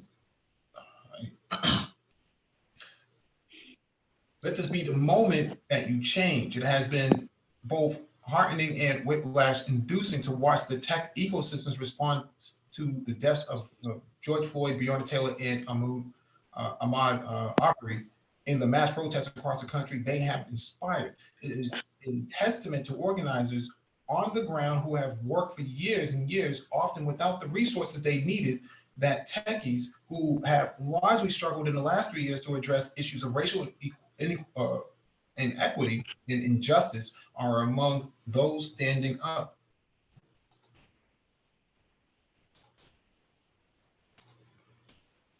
High wage work in America is not colorblind. It's not a meritocracy. It's white, and that goes doubly for tech. Often we hear that the lack of Black and Latino people in tech is a pipeline issue, that these folks are not pursuing tech educations and careers. This is bullshit. But the data shows that 20% of computer science graduates and 24% of bootcamp grads are Black and Latino. However, only 6% of the tech industry is Black and Latino. As legions of racial equity professionals, diversity and inclusion specialists, and educators demanded the tech industry shift, we often heard, but the tech isn't any worse than anyone else. You're right, but tech also fashions itself as a world-changing, moonshot-making, risk-taking enterprise. It chooses not to apply that ethos to itself for the most consequential issues of our time. Over the last 4 years, it has also actively hidden, covered up, and made excuses for this lack of effort. The Black and Latino Whisper Network in tech knows that tech companies are afraid of investing in inclusion. The tech leaders believe that to come out in favor of racial equitable workforce will put them in the crosshairs of a president with an itchy Twitter figure, and that their rank and file who are happy with the status quo will revolt. Code 2040 works for the proportional representation of Black and Latino people in tech at all levels of leadership. We believe that by doing this in tech, we can have an impact on higher wage work across the economy. Since 2017, we have watched as company after company has deprioritized and defunded racial equity work. Roles such as head of diversity and inclusion have shifted to head of employee engagement. We have conversations with HR teams who allocated a pittance of a budget for racial equity work admit the operational cost of the work is too expensive. We are then asked as Black and Latino people to donate this work to multi-million-dollar and even multi-billion-dollar businesses, or to provide services and programs at a discount. That means devaluing Black and Latino labor, asking Black and Latino people to work on the very policies and people that dehumanize us for free and philanthropically subsidizing tech companies. In moments like this, when police murder another Black person, when gross incompetence is demonstrated at the elected level, we often hear white people with money and power wringing their hands and crying. What can I do? Or worse, how does this happen? Some brave the dangers of coronavirus to head out and protest. Some start book clubs and post furiously on social media. While those actions are not useless, they are not where you are best utilized right now, especially if taking urgent action today assuages your guilt and pain and returns you to complacency tomorrow. What we need is for you to commit to this work for the rest of your lives to strengthen your resilience, and so that you don't tire as soon as the moment has passed. And to start with very hard work of looking at yourself and the anti-Blackness and white superiority you have internalized and perpetuated, and the many ways in which it has shown up in your work in life. Externally, that starts with where you sleep and where you work. A lack of proportional representation and the equitable distribution of power across demographics in all major industries, government, media, healthcare, and yes, tech, left our country, economy, communities, and planet vulnerable.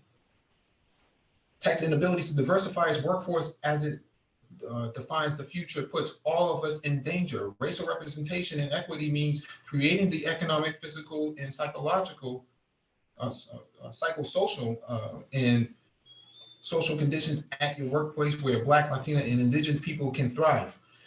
In the absence of Black, Latino, and Indigenous people, especially Black and Latino Indigenous women, involved in the creation and design of technology, tech is ignorant of the potential repercussions of building the world in such a slanted way. I'm not going to read this whole thing. This is really grandstanding to the liberals that, you know, putting up a banner on your cover page, on your landing page is not enough. I agree. This is very true, and this has been my point about, you know, the tech companies in Boston. You know, you have about maybe 5 or 6 different neighborhoods, at least 3 of them that are very majorly populated with Black people, and you would never know that they existed because media blacks out on it. Tech companies don't acknowledge it, but the police are heavily involved in it. And so the way how I see it is, if you can't reach your quota, you have to pay up the tax from an enterprise standpoint.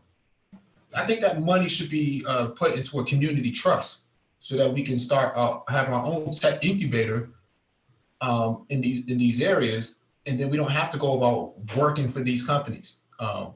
You can you know, keep all the discrimination you want, but at the end of the day, you're not going to, you know, living high off the hog and discriminate against the majority population within the city. And I still think there's a responsibility from the consumer standpoint to speak with your dollar, right? So it's 2 angles to it. There's the infrastructure side and addressing, you know, employment disparity and all that type of shit. And then on the other side, there's our conscious use and application of our money, right? And where we're going to consciously like spend it, because it's one thing to make those kind of demands to them, but then if you do it and then turn right around and give them the money also, I mean, what incentive do they really have to listen to you? No, I absolutely agree. That's the one thing that I have appreciated with all of these people who go on Twitter and Facebook and make these posts about the George Floyd situation, how insensitive it is. It's they own a business, don't shop here. I'm like, got it. Yeah. The thing is, a lot of these tech companies, you know, they don't actually sell to the consumer. Okay, they're usually business to business operations or business to government operations. Well, I mean, I'm taking somebody like an Amazon, you know, we profiled earlier. I mean, a lot of people have Amazon Prime accounts, right? A lot of people buy a lot of shit from Amazon and through Amazon, you know. Now, am I saying, you know, don't be an Amazon customer anymore? It's like, no, but what you do is commit to 60 days. Don't give them any money. Well, yeah, that's a good idea. That's called BDS, right? So boycott, divestment, and sanctions. Boycott, divestment, and sanctions. Yep. Yeah, that happens to maybe Amazon or Microsoft, you know, but from some of these other companies like the healthcare, you know, health tech companies and stuff like that. It's it's going to work a little different with that. Yeah. So it's a little bit different. But what, you know, and you can't really slander the company either. You know, they'll probably sue you, you know, in a fair court. So. Yeah, I mean, the thing is just you just don't spend your money. What happens is that you allow for a lot of the stock analysts on CNBC or something to explain the chart and why it's grafting downward over the last 30 days, right? And it'll be inexplicable to them as to why, you know, profits seem to be down over the last month. I mean, you know, this is, you know, a growth period. Typically during this time of the year, you're seeing an upward movement, but we can't quite put our finger on why, you know, profits have been down over. I wonder why. Right. So we you know, that's one angle. I'm saying, man, you know, we have to look at it as a multi-angled type of situation here. You know, we can address it on the infrastructure side. We can also address it on, you know, where we immediately have the ability to impact it, and that's where we put our money. Yeah, right. No, I was going to say the only thing you have to have with that approach is you have to have arbitrators that are going to negotiate in good faith, because we've done it before with the civil rights and and we had decent arbitrators who didn't just take, you know, an envelope of money and say, okay, problem solved. Like, you know, you had some legit change that occurred. Honestly, Renaissance man, I think that's probably where we failed, because what you go, I mean, what are you negotiating if you don't actually have an alternative, right? If you got an alternative in your back pocket, it's like, look, man, check this here out, man. Like, as a constituency of this country, not only that, but as a group of people, who have the ability to create like things that end up becoming cultural products that make things to the tune of trillions. You know, Mike, we talked about this before, things like hip hop, for example.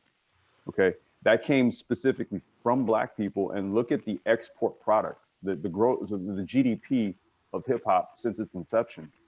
And we aren't the IP owners of it. We don't own the intellectual property. Okay. So I'll one up you.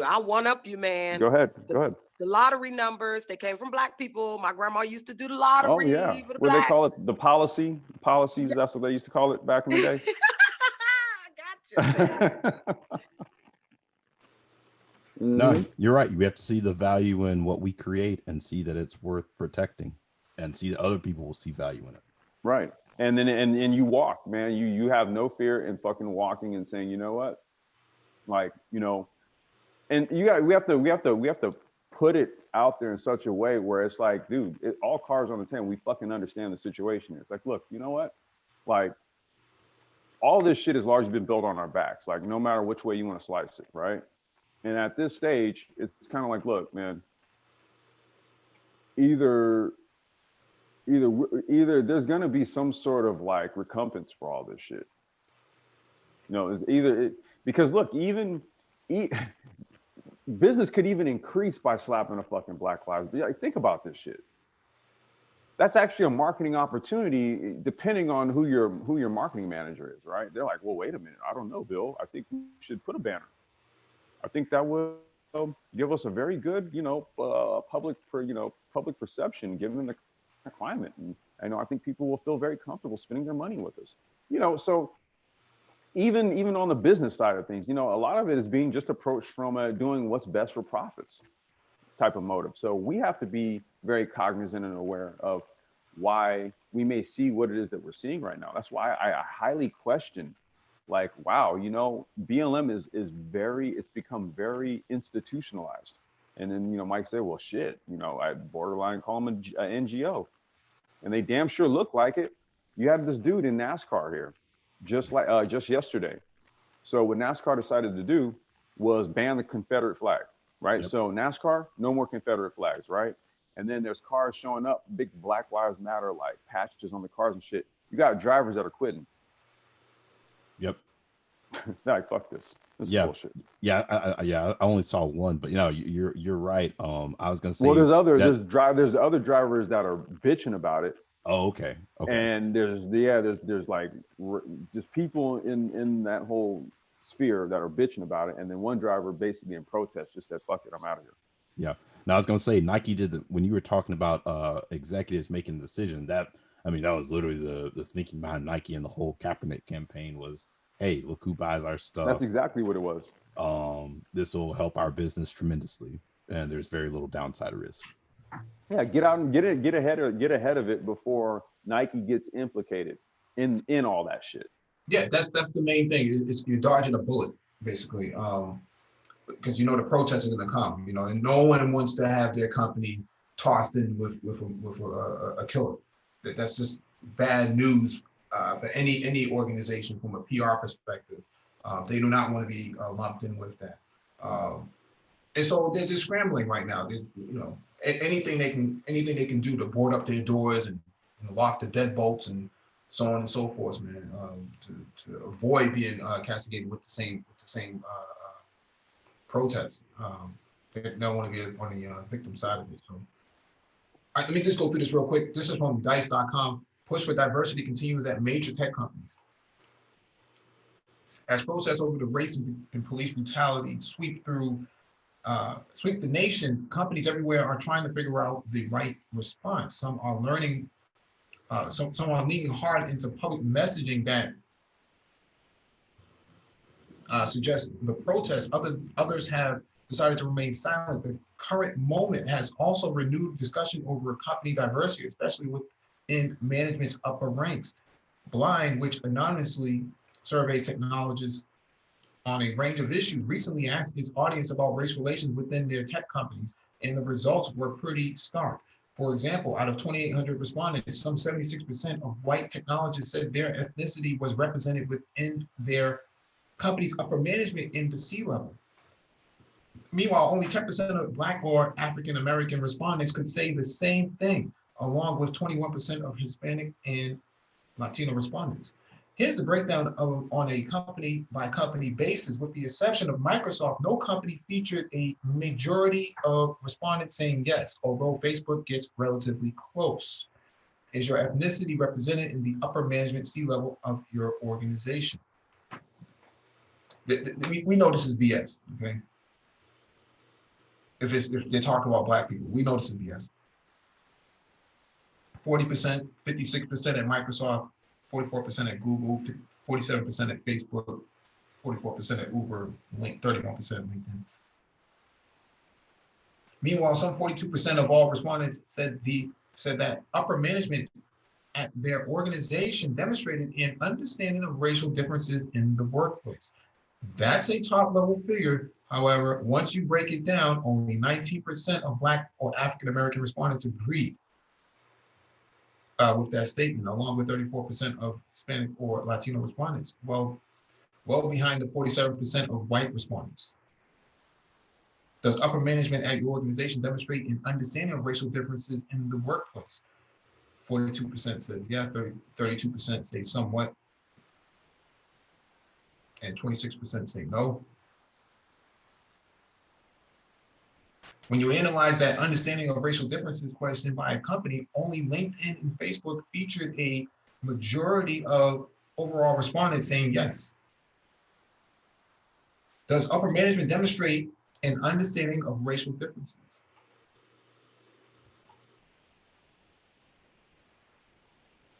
And so we see Amazon and Microsoft and Google. The other angle with Microsoft, I'm sorry, not Microsoft, with Amazon is with that whole HQ2 coming to the DC area. I know they made a promise on how many jobs they were going to create, and I'm sure there's got to be some sort of requirement for minorities as well too. So that's another thing to be cognizant of. See, we're being lumped in with everybody else as minorities or people of color. Mm-hmm. Black American, Black American, Black American. Yeah. As the blind data suggests, diversity remains a significant issue within many tech companies. In late 2019, Wired analyzed 5 years worth of diversity reports from the largest tech firms and found relatively little progress. At Google and Microsoft, the share of U.S. technical employees who are Black or Latino rose by less than a percentage point since 2014. The magazine reported the share of Black technical workers at Apple is unchanged at 6%, less than half Blacks, 13% share of the U.S. population. That includes complex design. Yet tech companies claim slow but steady movement towards more diversification in their workplaces. We saw the largest increase in hiring in our hiring of Black technical employees that we have ever measured. Google claimed in its most recent diversity report, job postings run through our bias removal tool resulted in a 11% increase in applicants from women.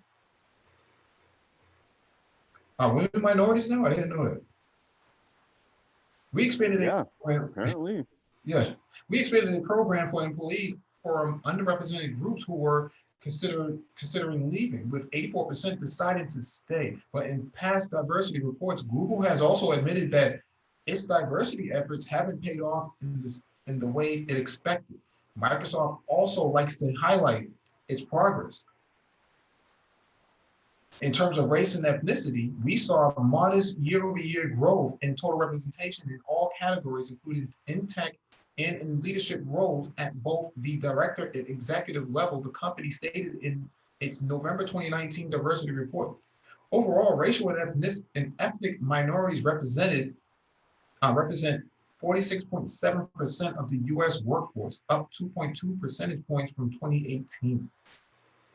But as Blind's data makes clear, many technologists within some of tech's largest companies feel there's still much work to be done. For businesses, a more diverse workforce has concrete benefits as well. For example, a study by Boston Consulting Group found that organizations with diverse leadership are not only more innovative, but deliver roughly 19% higher revenues than companies that lack diverse workforces. And a Deloitte study found that 72% of working Americans say they would leave their organization for one with a more diverse, diversity-friendly culture. In other words, diversity can enable companies to retain their top talent. This is something I talked about before. Yep, that's what I was talking about earlier about performance. Well, yeah, with yeah, diversity. From a tech standpoint, that they got in better products when they had more diversity than when they did not. I think Apple was one of these companies who you know, I guess when they increased their diversity, they started getting better products beyond the iPod. So I'm finding it interesting that they mentioned this in the article. Same thing with Microsoft. I think that their Xbox and stuff like that was heavily built from a diversity and inclusion standpoint, if I remember correctly. But the point that I'm making here is that there's a lot of benefit to actually having Black people in your organization. It's not just for the optics, man. There's a lot of things that we see that Mazungas are doing wrong in the workplace. We're like, well, why don't we look at it from this perspective, right? And so, Also, who your base is of users. yeah. When you start talking about, hey, like who plays, who uses our platform as much, or do we have adequate representation there? Mm-hmm. Yeah.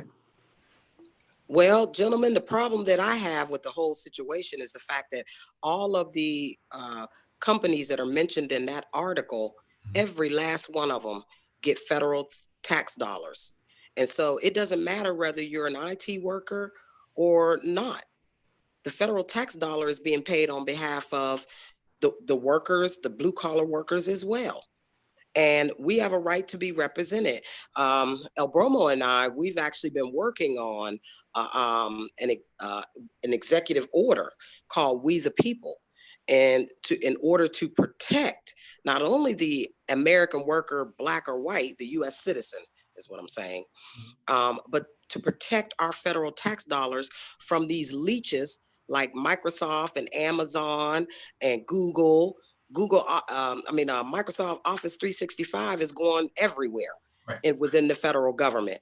But what I'm saying is the federal tax dollar, once you start talking about their money, which is a large part, like someone said earlier, of their business, Google has it, Amazon has it. They all use the federal tax dollar. When you say federal tax dollar, that's the U.S. citizen paying that madness. And I, for one, am tired of supplying these companies that have been discriminating against the Black American forever. So El Bormo and I, we're working on a We the People executive order for all Americans, and it automatically pulls in all of the white Americans as well, because they pay federal tax dollars as well. I read sometimes on Twitter. I don't tweet, just to let you guys know, can't tweet. I can, but I just don't say anything. But anyway, on Twitter, you have these H-1B workers that are out there that say, well, we pay federal tax dollars too. No, your federal tax dollars that you pay, you are paying to upkeep America. You didn't build it. The only thing that you're doing is paying for the upkeep, because we allow you to drive on our roads. We allow you to use our stoplights. We allow you to take advantage of many of the things that the federal tax dollar has been paying for. Not only that, but the We the People executive order that we are actually creating also pertains to the state and local level, who have been hiring like crazy, using the state tax dollars and the city tax dollars to hire all of these non-immigrant visa workers into the IT departments of all of these state and city localities. So, we're out there, we're working hard. And like I said, just when you see me on the TV, please say, I know her, okay? But we have been working hard, and we are going to introduce a We the People executive order that we are going to have people electronically sign it. And because the U.S. citizen has to be represented. Once the U.S. citizen is represented, and Microsoft and Zuckerberg and all of them, Apple, Tim Cook, all of them start looking at the fact that, America has caught on that we've been using their federal tax dollars in contracts and subcontracting out to these vendors. And instead of using the US citizen, we've been using those people. No, no, no, no, no. We are attacking the money. Once that happens, you have Blacks such as us who will be able to get into those good jobs. And then we will be able to branch off and create our own companies and hire our own people. You know, I would be willing to hire someone that just got out of prison, that's Black, that need a chance sooner than I expect one of them to do it. So this will automatically begin to help us. We pay taxes here, city, state, federal. We pay taxes, and that's what we're going after.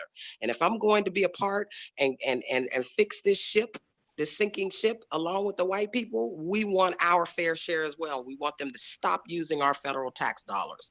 So when you think about all of the tax dollars that are coming out of your pocket, when you go to the store, when you purchase something, guess what? You are actually helping to keep the H-1B visa worker and the J-1 and L-1 and OPT, CPT, all of them, you help keep them here. But we're trying to stop that. Okay? All right, gentlemen. Hey, Vivian, Vivian, I Yes. have a quick question to ask you. What job would you take in the Trump administration? What position you think would be appropriate for you there? You funny, because they're trying to figure that out right now. Because of my skill set, because I've helped, what I do is I actually go in and help fix the infrastructure for the federal government, certain agencies. I did it for NIH, I did it for NASA. I helped them fix their infrastructure to make it tick a little better. They are just now starting to come out with different names for what I do. The private sector also, they just figured out over the last 3 or 4 years what to call people like me who Digital come in and deal transformation.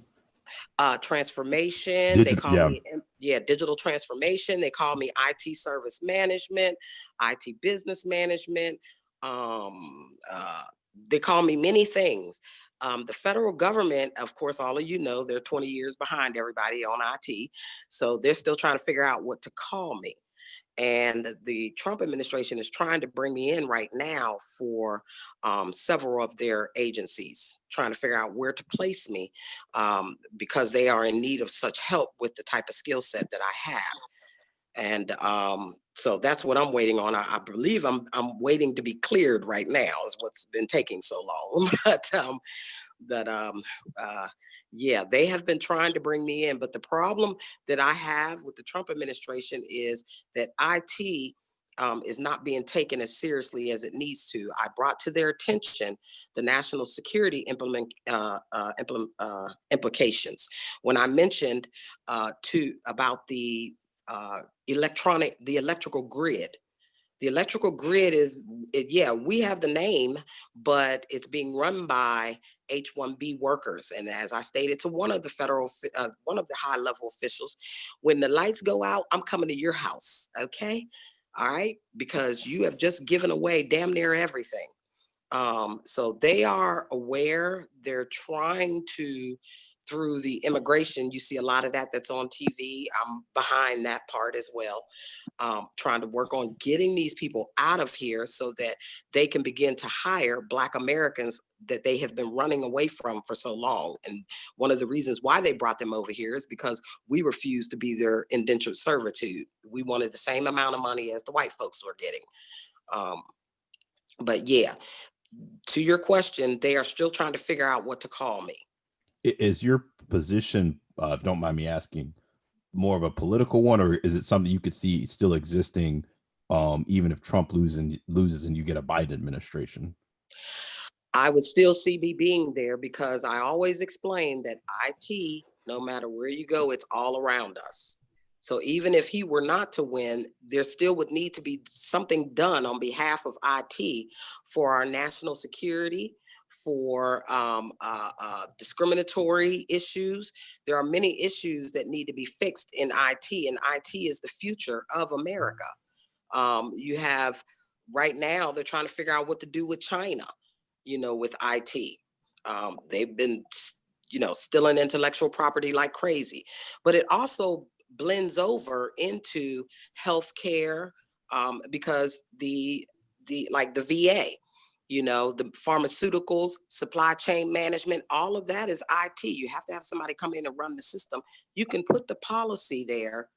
You can have policies all day long, but if you don't have a mechanism electronically or IT wise to be able to make it run, then you're in trouble. And that's where the Trump administration is trying to figure it out right now. Let me ask Nagona 11. Black Torch in the chat said NYC IT department and Port Authority is 80% Indians. Yes, that's what I'm. How is that possible in a place like New York City? Exactly. I have a problem with the universities. I can tell you how that is. They bring a lot of these people in, you know, in New York City, in IT, in the city. They bring them in. They hire them. Because one of the things the Indians, they do come in, they will work at a quite frankly, they're going to come in at a slightly lesser salary than they're going to bring, let's say, a Mike V in or a Black Torch in. They're going to do that. They're going to bring them in at a less salary. They can actually get, since this is, you know, since these are kind of a port authority or city or municipal types of positions, they can save a little bit of money in there and put a lot of these people in here like crazy, and rock and roll. Is it a fair game? It's crazy, but this is what's been going on, and it hasn't been properly You're right. But and here's the kicker. Every that's a big part of last it. person on this phone call is paying for it. Even though I'm sitting in Virginia, my federal tax dollars have gone to New York University. And I have a problem with that. I have a problem with all of these universities that have taken the federal tax dollar through guaranteed student loans that all of us are paying back. I have a problem with that. I have some real issues. And Mike, that's why I say you really need to have a part two. Well, if anything, you know, New York might be giving Virginia money because New York has a lot of bread. So there's a lot of money that New York generates to fund a lot of things here, as well as funds, you know, well over, you know, most of the United States as well. And, you know, that's just kind of how it is. That may be true, but there are federal tax dollars that are going to New York University. Well, you know, the federal tax dollars are going to all the universities. I agree. Our big point here is there's tax dollars overall that we all agree on that are going to these schools and to these other institutions where we should be, you know, a part of, and we're not getting a part of that. A lot of this is going on. A lot of this is going on where people are not looking, where a lot of people are just not concentrating in. And to a large extent, you know, the problem that I see in our community is that we should be driving a lot more technology. We should have a lot more Black technologists out here. And that's a part of our problem. We are underrepresented in this field as well. So that's why we here at the Brain Trust push this. So it is a two-pronged push. Get more Black people into tech. And then, of course, when we get into tech, we have to get more Black people to get placed in it. And put a lot of pressure on the game. So there's some things that I'm hearing from Vivian that, you know, hey, listen, I'm not all that crazy about the Trump administration and some of the things that she's got going on. That's not my issue. But I think the key point is she's hitting it right in the head as far as the representative piece of Black technical people getting their piece of the pie based on your tax participation as well. There's no question about that. That is a big issue, and we've got to deal with that. Yeah, no, that's why I was asking that. What was her? Was it a political thing or something that could make it into the Biden administration too? Just so you know, you have people fighting this battle on both sides. One thing I did want to ask too, Vivian, from your perspective as well. Me coming from the Deep South, when I hear minorities, that's what the code word is mainly people who are Black. But what I saw and what I was told was when you had basically people trying to get around people who were Black getting hired in positions, this is more at universities, they would go look to Africans. That was how they would get around hiring Black Americans. I don't know if that's pervasive up here. There is some, but the majority of it has been in the way that they are logging minorities at the Department of Labor. And so even though when we go and fill out our applications and they say, check this box if you are non-Hispanic and check this box if you are Black or African-American. And when we check that box, yes, that is true that they do try to get to the African-Americans versus the Black American. I have myself personally, I've stopped checking that box and go to other, just to call it like I see it. But yes, they have been allowing a lot of Africans, yes, to check that box. And you have a lot of Indians who check that box. I don't know if you guys saw where one Indian dude, got me real good. He checked the box all the way through medical school. Yep, shaved his head, and yeah, I saw that. You saw that? Yeah. Mindy Kaling, that's how you pronounce her name. That's her brother who did Mindy, yeah, Mindy Kaling. Yeah, that's her brother who did. She doesn't even talk to her brother. Yeah, her brother did that shit. Yeah, she doesn't like him. Unbelievable. But this is what they've been doing, and they have also, even with these Indian consulting companies, Wipro, Tata, TCS, Accenture, all of them, they have been allowing Indians to check the Black or African-American box. And that's one of the ways that they get around it, so that when it goes to the Department of Labor, it looks like they have been hiring Blacks and they haven't. You've had some Indians. You've actually had some Indians go to Howard University, cut their hair, look like Black people, and say they're Black. And it's happened more than once. And run for valedictorian as well. Yeah. It's happened more. Gentlemen, the issue is much more. The issue is much more systemic than the surface. What I'm saying is, this has been going on for the past 25 to 30 years. So what has happened is these foreign nationals on these visas have gotten into organizations, corporate America, and they've elevated, moved up into middle management and management positions. They bring their family members over and they go into the HR functions. So they're the ones in the HR reviewing the resumes and making the hiring decisions, and they're the managers. What has happened is Americans, and I jumped in here because the brother mentioned 80% of IT in New York. I'm saying the reason that is possible was because the entire IT function has been taken over by these visa holders. And consequently, they come over here already with this racist caste system that exists in India, keeping in mind that only 2 or 3 tribes are even involved in the transfer of services and being able to come to America. There are millions of people in India who aren't even able to even get involved in their own country. It's a money thing too. It's a money thing too. You got to look at the money, because I do know that is the money. That is the money. They come in here, they're making the money. They are working cheaper, but they're ingrained now. The point I was making is that they are ingrained into the IT departments of these corporate and U.S. government agencies, and consequently, they can exclude. And Blacks are definitely being excluded, particularly because they come over here with racist attitudes about dark complexion folks anyway. And so they come over there, we're being excluded. Blacks are being excluded in America, even though that's against the law in America, but they don't come here to adhere to American laws and rules. That's funny, the whole attitudes against dark complexion folks, because you got some of them who are just as dark, if not darker, than Black people. Well, I'll tell you, I went to. A lot of them have tried to pass for Black. I'll tell you. Pass for Black. Yes, I'll tell you. To run their scam game. They've done it. I went to. Go ahead, Vivian. I'm sorry. I went to the Department of Homeland Security. I was in a meeting, and I happened to mention that the U.S. Citizenship and Immigration Services has been third-party vendor outsourced, in which my husband, he's on El Bromo, he's on the call too. He always tells me, Vivian, the whole government is outsourced, the whole government. And I'm like, oh my God, holding my head.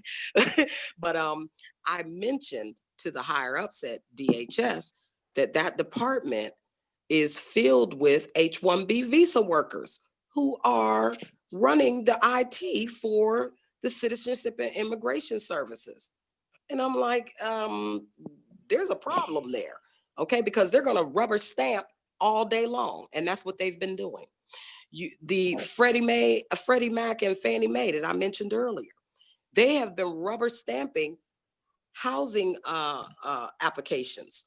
That's why a lot of African Americans can't get houses, because they've been rubber stamping the India folks getting houses. You wonder how they get these $500,000 houses. They've just been rubber stamping them, And I'm like, really? Come on, people. And another thing that I want to bring you all up to speed on is student loans. Student loans have the ability to affect all of us on our credit report. If you don't have a job to pay your student loans, or you're not making enough to pay your student loans, then your credit's going to be affected. When they come from India, they don't have a credit report like we do. And I have a problem with that as well. So I'm bringing the heat, to all administrations. I could care less. To be honest with you, I'm an independent. So it's ever who does something for the Black folks, that's who I'm for. I'm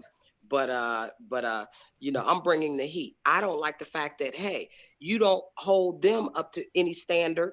And when they come into the United States, they can buy everything because they have a fresh credit report at 800 credit score. When I'm sitting up here with my student loans over 100 grand, I got to pay for, and my credit score is 550. Not that my credit score is that, but I'm just throwing it out there. But that's not fair to all of us who went to school, who paid all the money, who are trying to pay the money back, and then they just walk through the door, come making $120,000, $130,000, $40,000 a year. Are you kidding? So that I'm fussing. Okay, I'm gonna stop fussing now, Mr. Mike. I know you want me to shut up. Okay.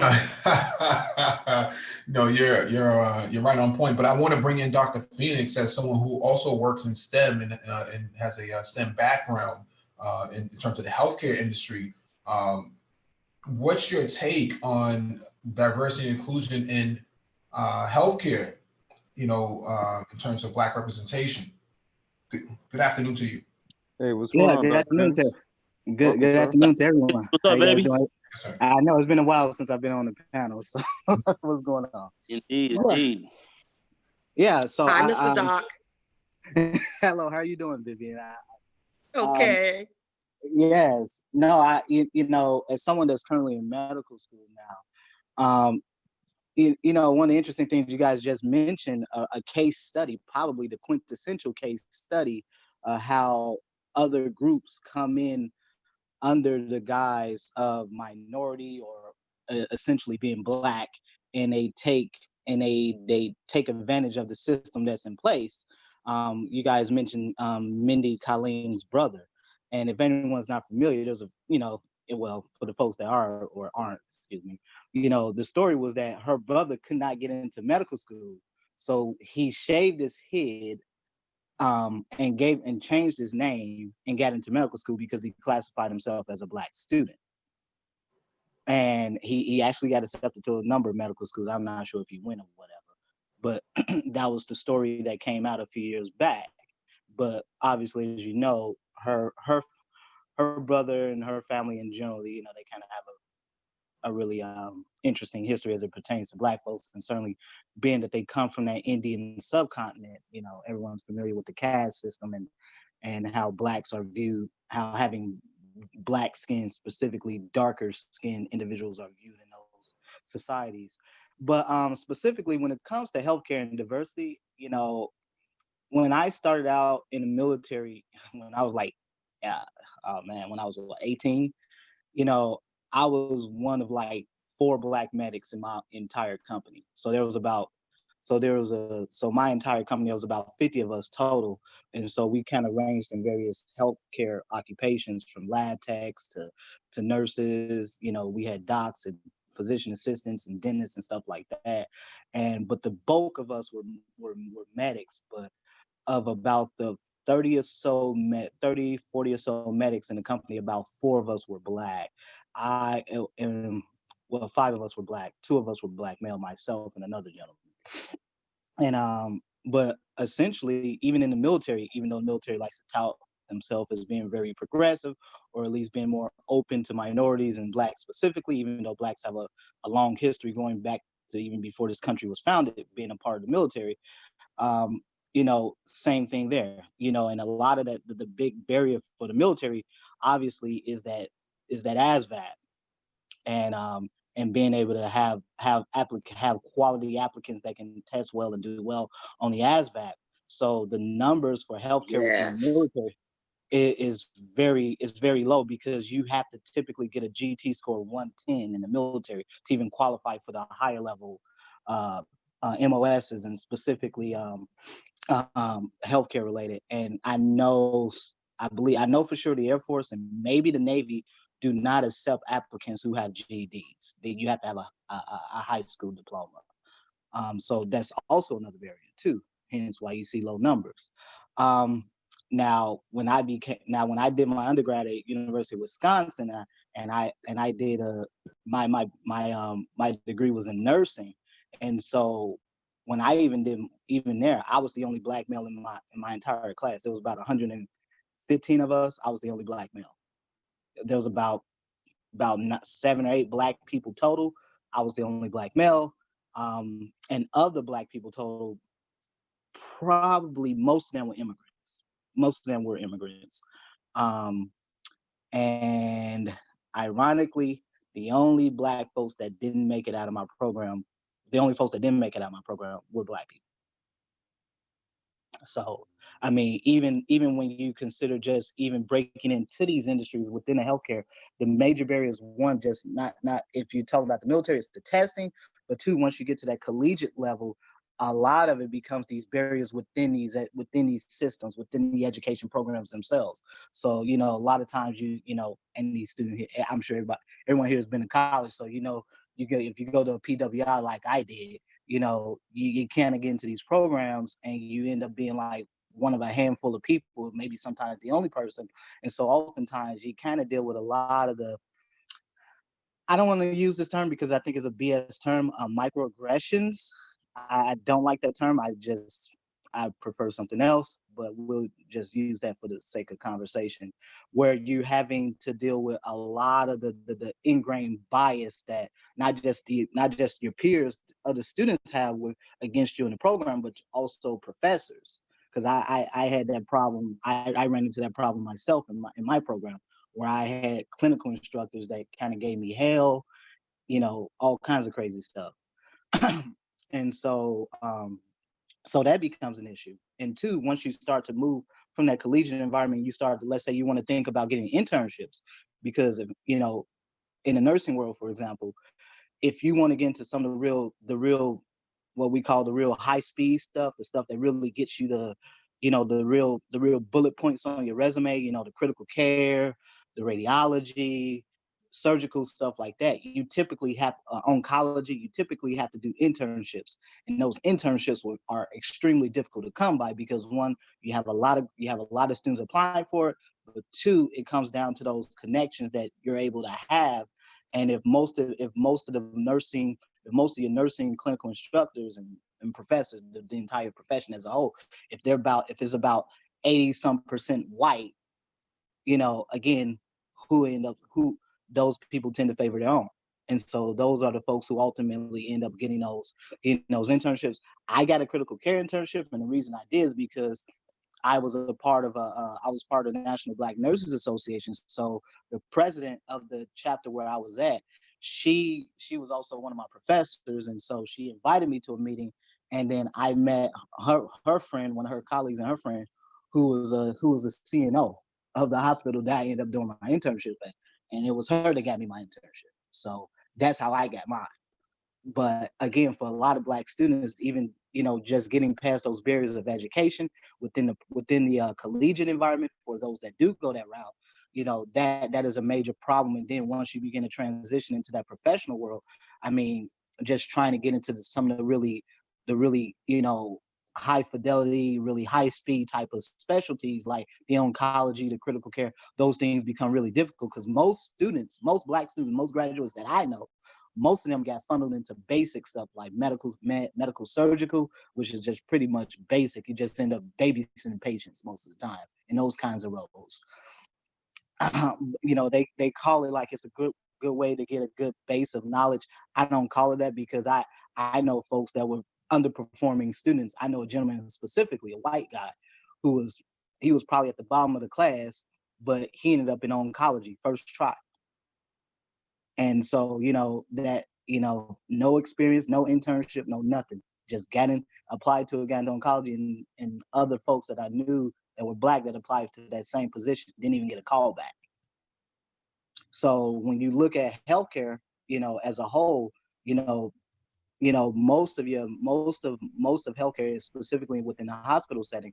It may be mostly women, for example, but then when you look up the makeup of women, most of that is usually white women, and then secondarily usually find a lot of Asians, and then Black folks are somewhere third or fourth in that ranking. So generally somewhere around about 10% of all your nurses are Black. But then when you kind of look at it now, and I think Mike and I, we did a stream about 6-7 months ago, where we kind of went through some of the numbers from the American Association of Colleges of Nursing, and you can kind of see that over a 10-year period, how the numbers of Black applicants in BSN and graduate programs and higher, how they've dropped, and in place of that, you've seen Latinos. And Right. this came straight off of their website, straight out of their data. So we didn't make this up. You can go on their website right now and see their data over the last 10 years, and you can see the enrollment numbers for Black students drop, and the enrollment numbers for Latinos go up at the same proportion. So now when you look at where I'm at now as a medical student, only about a total about 5% of your doctors are Black. About 5%, 3% of Black women, the other 2% of Black men. However, now going back to what Vivian was talking about with the immigrants and how they come on special visas, however, of almost a third of your doctors practicing in this country, so this is across all specialties, are actually foreign born, and they attended international medical schools. So whether that was medical schools in their home country, predominantly many of them come from either Caribbean medical schools, or European medical schools, and even Indian medical schools as well. But then if you look at it now, the enrollment of students into medical schools, Black students into medical schools, there's actually a proportional. If you can go to the AAMC, and there's actually they actually have some of this data out, but most Black students do not end up ultimately matriculating to medical school. In fact, most Black students, those that do matriculate, do take roughly somewhere on average about 4 to 5 years to get into medical school. Now, compare this to white students and others who can generally go straight from college into medical school. So they have a direct route, as to where Black students in most circumstances tend to have these gap years in between their undergrad and applying and matriculating to medical school, usually somewhere in the neighborhood of 3 to 5 years for many Black students, as opposed to their non-Black counterparts who generally do a straight undergrad medical school deal, which one saves them time, two saves them a lot of money, because they don't have to take all that extra money, don't have all those extra student loans, and then when you factor in having to pay back, medical school is expensive. Everybody knows that. But when you factor that in, Black students on average carry far more debt, at least a third more than everyone else. So where your average if you look at the current stats, they say somewhere about medical schools the average medical student has about $200,000 in debt. I don't really believe that. It's much higher. But when I look at every Black student that I've known of, they're carrying somewhere around in the neighborhood of 300 to 400 grand in debt. Wow. Coming out of medical school. Yeah, because I was going to say the people I know who've gone to medical school, a bunch of them, a lot of it is, I'm sure Dr. Phoenix, you can see this, a lot of it is, hey, my parents or someone in my family was in medical, so they have that financial assistance, versus if you're someone who's Black, who's been underrepresented for so long in that field, you don't have that financial help. Well, yeah, and absolutely. And to bring up I don't know if anyone's familiar with this, but a lot of white students, if your parents are professors at the same university in which you attend medical school, so this is specifically, this could be state universities. I know your state universities, they're really good for this, but even your private ones as well. You get reduced tuition. In many cases, they get free tuition for undergrad. If you attend a graduate program or even a medical school there, you get reduced tuition. So when you factor in that to be at a institution like that for a period of time, you need to have tenureship. And most Black PhDs do not get tenure. So there's this little revolving door of how, really sort of this social capital that other groups have been able to build up over a period in this country, as to where Black folks have not been able to build that up, and how they've been able to capitalize off of that. And even when you look at medical schools, and there was actually an article that came out, I want to say about maybe 2 or 3 months ago, where I believe Johns Hopkins and Harvard, they stopped what they call legacy admissions, meaning that if your parent for their medical schools specifically, meaning that if your parent was a graduate of their medical school, they automatically reserve the seat for their offspring. So if you were a graduate at medical school, you're on their alumni, you're part of the alumni system there. If your child applies to that medical school, they will get accepted because your parent is an alumni of that school, and also more than likely they donate quite a bit of money. And again, this is where too, when they go to those top tier schools like that, this is where you get your really high paying specialists coming from. Your orthopedic surgeons, your neurosurgeons, your ophthalmologists, stuff like that. This is where you really get those really high paying those doctors that are making millions of dollars a year. The ones that create stuff like Viagra and stuff like that. They come from schools like this. Yeah, no, I was going to So, say there was a coworker of mine. His wife was in that same situation. Both her parents were doctors, and she got a scholarship. So she's basically going to be a debt-free, at least for her medical school, doctor, because I want to say the school she went to, her parents had some sort of, it was either like some sort of scholarship fund or something there. Or they had something, but basically, like you were saying, big alumni, and I'm sure that helped her in getting that scholarship to go to school. Oh yeah, you get what you pay for, brother. You get what you pay for. Well, I think Vivian earlier brought up something about, I think it was NYU, and this kind of highlights why tax dollars. If you look at the admissions specifically for medical school for NYU, everyone knows, top tier school. But if you look at the admissions, this is literally a school that accepts literally the top 1% of graduates, of applicants, excuse me. So we're talking about a school that you have to have a minimum 520 MCAT, 3.39 GPA. Most students do not score a 520. With 520, we're talking about virtually 99 percentile here. They stop scoring you past 520 for the most part on the MCAT, because at that point you already broke the damn exam.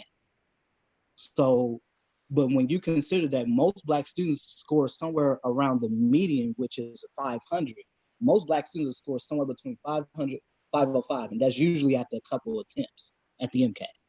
And the MCAT costs about $350 each attempt.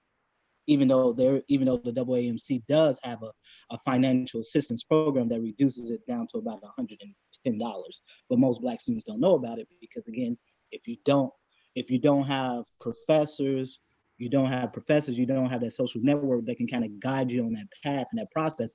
This is the major reason how students end up with so much more debt. But then again, and then also ultimately ended up kind of sort of in these lower paying specialties. Also, even when they're in specialties, they tend to make less than their counterparts. Somewhere on average, your Black doctors make somewhere on average about $50,000 to $70,000 less than your white counterparts. Now, with all the protests and demonstrations that's going on, Dr. Peters, are any rumblings going on in your neck of the woods in terms of the line of work that you do? Anybody talking about diversity and inclusion there?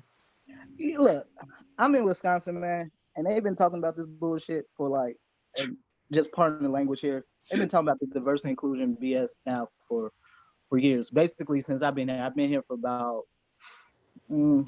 a few years, but I would say at the major universities here, they've been talking about this. They've been talking about, they used to have, apparently from what I understood, they used to have a very significant medical school preparation program for Black students here at University of Wisconsin, for example.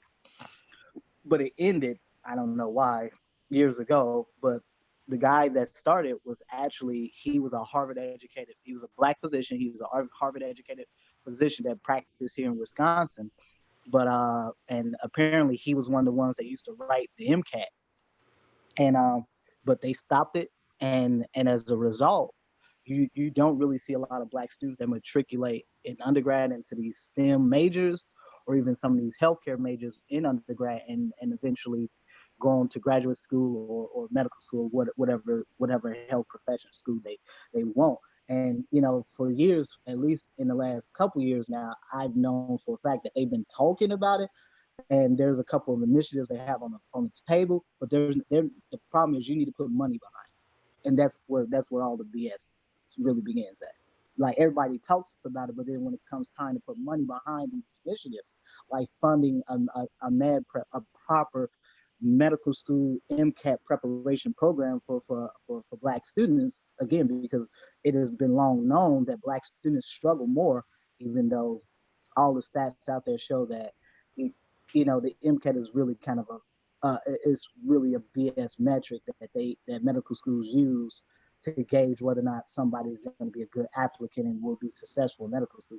All the statistics pretty much show that it's not a good metric, but they use it as a way to screen out students, because it's one of the most, it's a very hard way for them to kind of screen you out, because schools can fudge GPAs and stuff like that, but it's kind of hard to kind of really fudge a decent MCAT score. But the problem is that, for example, my alma mater, University of Wisconsin, the Black enrollment there, only about 1 in 5 Black students graduate within a 5 to 6 year period at the UW system. So most Black students that enter into the UW system, my alma mater, don't graduate. And then one of the other major schools, you have Marquette University here. Again, that I just call that's your trust fund baby school. I mean, that's pretty much who goes there. A lot of trust fund babies go there. They're the only ones that can afford the 60, 70 grand a year you're gonna pay for education. And many of them are Asian. Many are Asian. And it's ironic, because I remember when I was an undergrad, I'll never forget this. I'll be in the parking lot. The Asian kids had better cars than the damn professors. I'll never forget that. I'm talking about Asian kids got brand new Maseratis, brand new BMW X6s. I mean, everything. And I just couldn't believe it. You seeing the 20-year-old kids drive up with brand new Mercedes Benz. And yeah, you got Black kids sitting here carpooling, or they're taking the school provided transportation, and so no, Vivian brought that up earlier, that in DC that's going down as well. You see, foreign I shouldn't say foreign nationals, but these Indians, just driving around in the latest luxury vehicles. Meanwhile, they living large over here where I'm at. yeah, I was gonna say, one of my friends still works at the university that I graduated from, my alma mater, and I went back to go see him, and I was like, I looked in the parking lot, and I was like, that's an Audi RX-8. I was like, who drives that? He was like, yeah, it was a foreign student from China, and they had, I can't remember, but it was definitely one of the Mercedes 2-door convertible that's over 100 grand. Yeah, just sitting out there like it was nothing. Yeah. This is well known. Even at Harvard, I'm only 5 minutes away from Harvard, and I see it all the time. Brightly colored Ferraris and Lamborghinis being driven around. How the hell they get these things, I have no idea. Well, it was something that Vivian had mentioned before about the visas. There are very specific visas for wealthier, for investment types, for those that are investors from other countries. That is very. I can't remember the visa that they're provided. EB5. Yes, exactly. And that's why you got these rich Asians over here in their progeny driving around. These kids are essentially the offspring of these folks. Wow. That they were able to come in. They came in as, they got these special visas as investors. They created a lot of these businesses and stuff like that. And so, and like I'm originally from Chicago, so I can tell you right now, that's exactly what happened in Chicago. You go to places like Northwestern University, you go to Loyola University of Chicago, and that's exactly what you see there. And again, not only that, these kids get classified as minorities.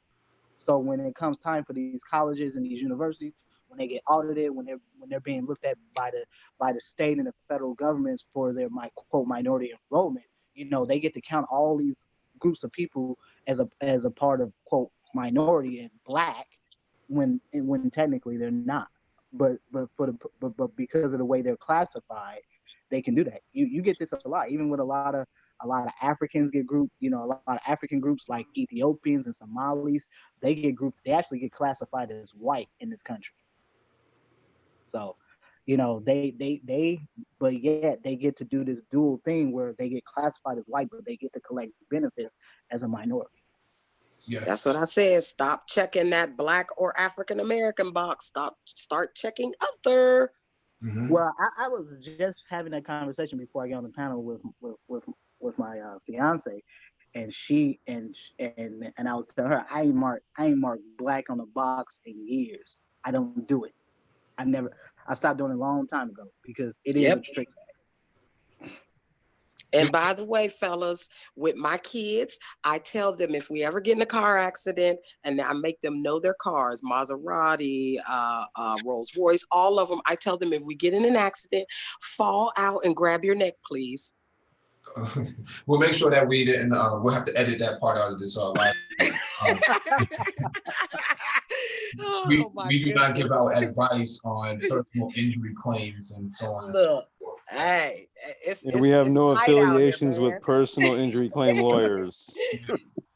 Wait, so Dr. Phoenix, you literally have not put Black on anything that they have asked you? No, I always mark other, man. I mark other. Really?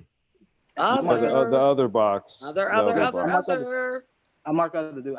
Because and this is how they play the game with medical schools, where they tell you, oh yeah, we let in Black students, and then you go to my alma mater and you look at their medical school, you can look at 10 years of classes, and you'll be lucky if you can count 5 Black students you can count 5 Black students.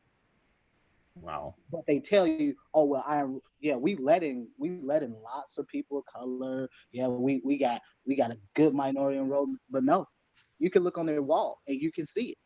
It's almost as if it's like identifying yourself as Black sort of marks you, and then they say, okay, so everybody that's marked themselves as Black, let's pull 5% of those people.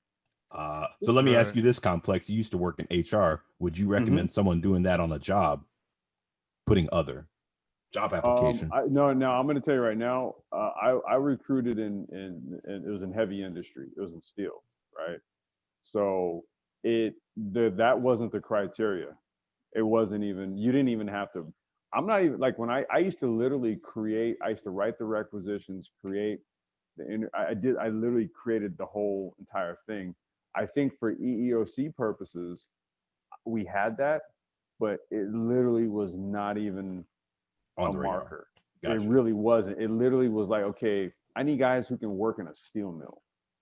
Okay. So yeah, it's kind of like whoever can do it. Well, we may have to rebrand the channel, to the other brain trust. Oh, goddamn. That was a funny one. Only time I ever mark anything specific with a specific group of affiliation is when they ask about veteran status, which pretty much just about everything does. So that's the only time I do that. But that's because veterans kind of exist in a very different class than other groups. So there's always that's the time I do mark it. But if you're Black, they just lump you in with quote all these other minorities. Right. And just FYI, because I know a lot of folks at the collegiate level, for example, they make this deal about whether you're a traditional student versus non-traditional student. For Black Americans, to make it real clear, you're non-traditional. You're non-traditional because you're not white and you didn't come for money. That's how they see it. So, Dr. Fetus, what happens when you go into the office, and they take these sort of marketing pictures and whatnot and upload to LinkedIn? We have so much diversity. I mean, you're not really the Black guy at that point, right?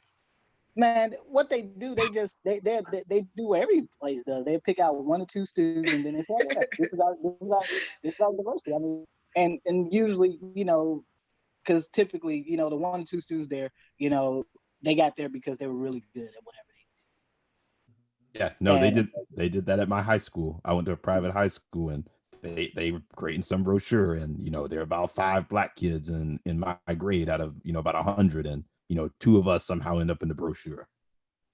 Well, I told you guys before, I was a McNair scholar, and when I did that program, I was the only Black man. There were 15 of us. I was the only Black man.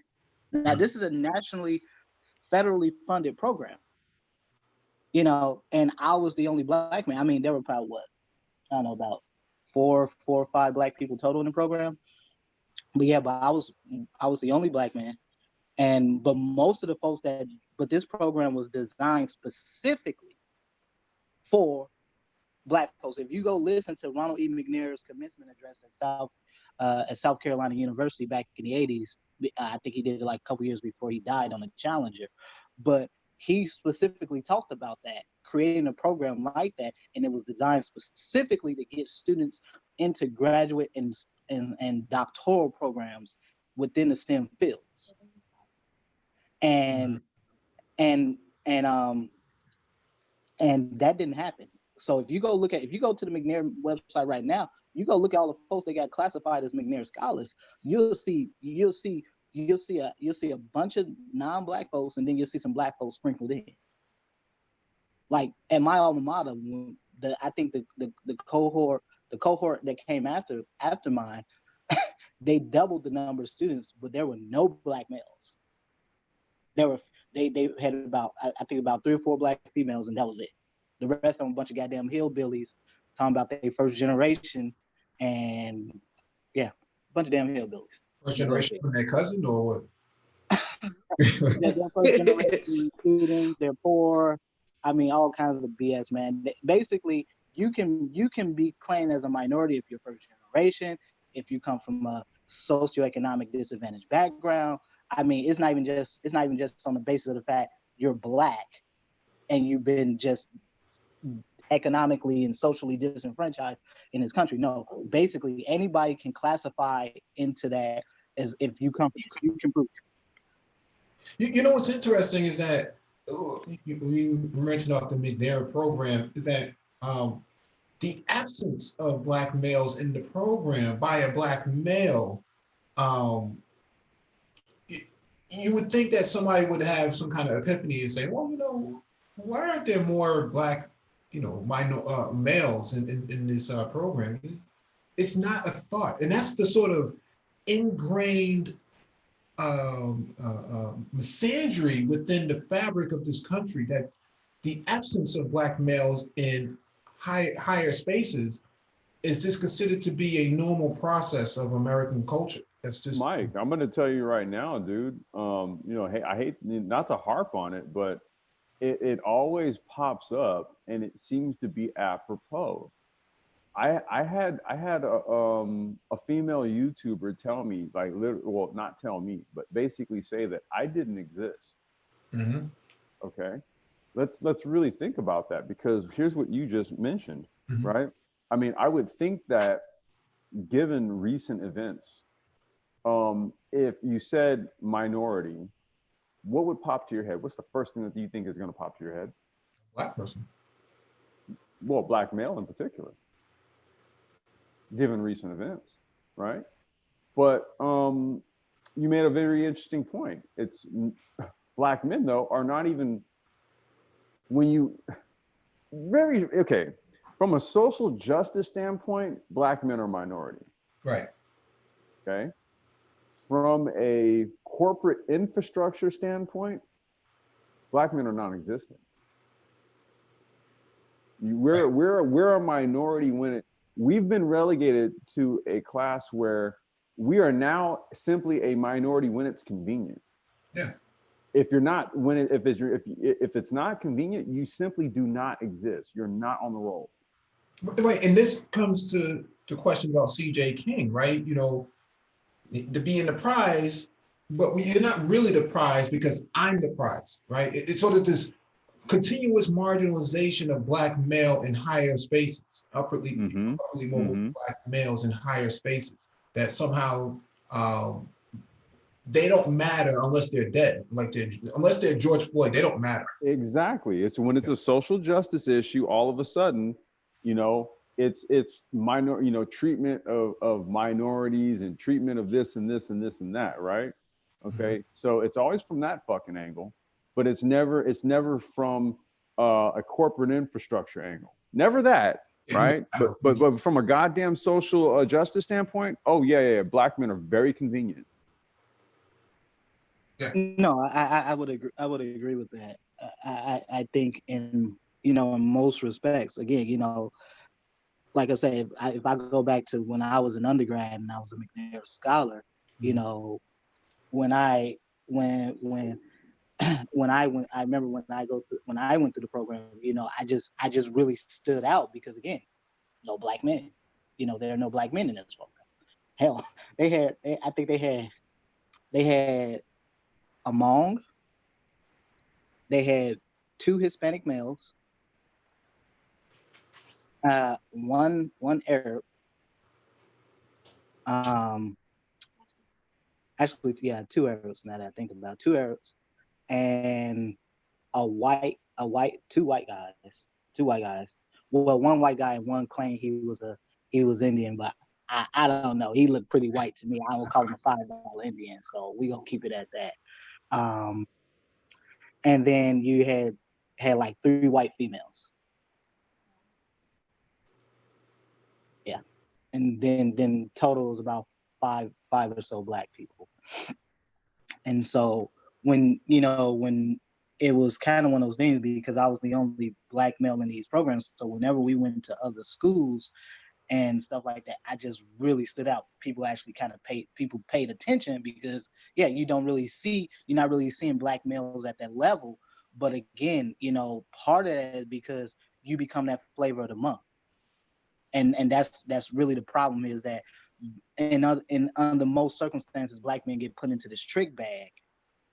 And then you only get pulled out of this trick bag when something like the George Floyd situation happens. And I got my thoughts on that, but I'll leave it at that. No, but because it's consistent with this topic, because the tech companies, you know, they're all, you know, Black Lives Matter, this and that, but, you know, only on the death of a Black male, but the presence of Black males in the space is almost non-existent, and they don't seem to even bat an eye at that, right? There's no sort of epiphany to come out and say, well, you know, maybe how come we don't have more, melanated men in this space? What's going on here?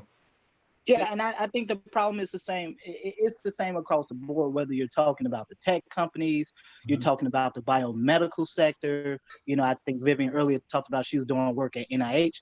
I worked on research projects with the NIH, and again, another scenario where I'm the only Black male. You know, we're talking about some of the top scientists in the goddamn country, in the world, to be frank, and yet you don't have Black male representation.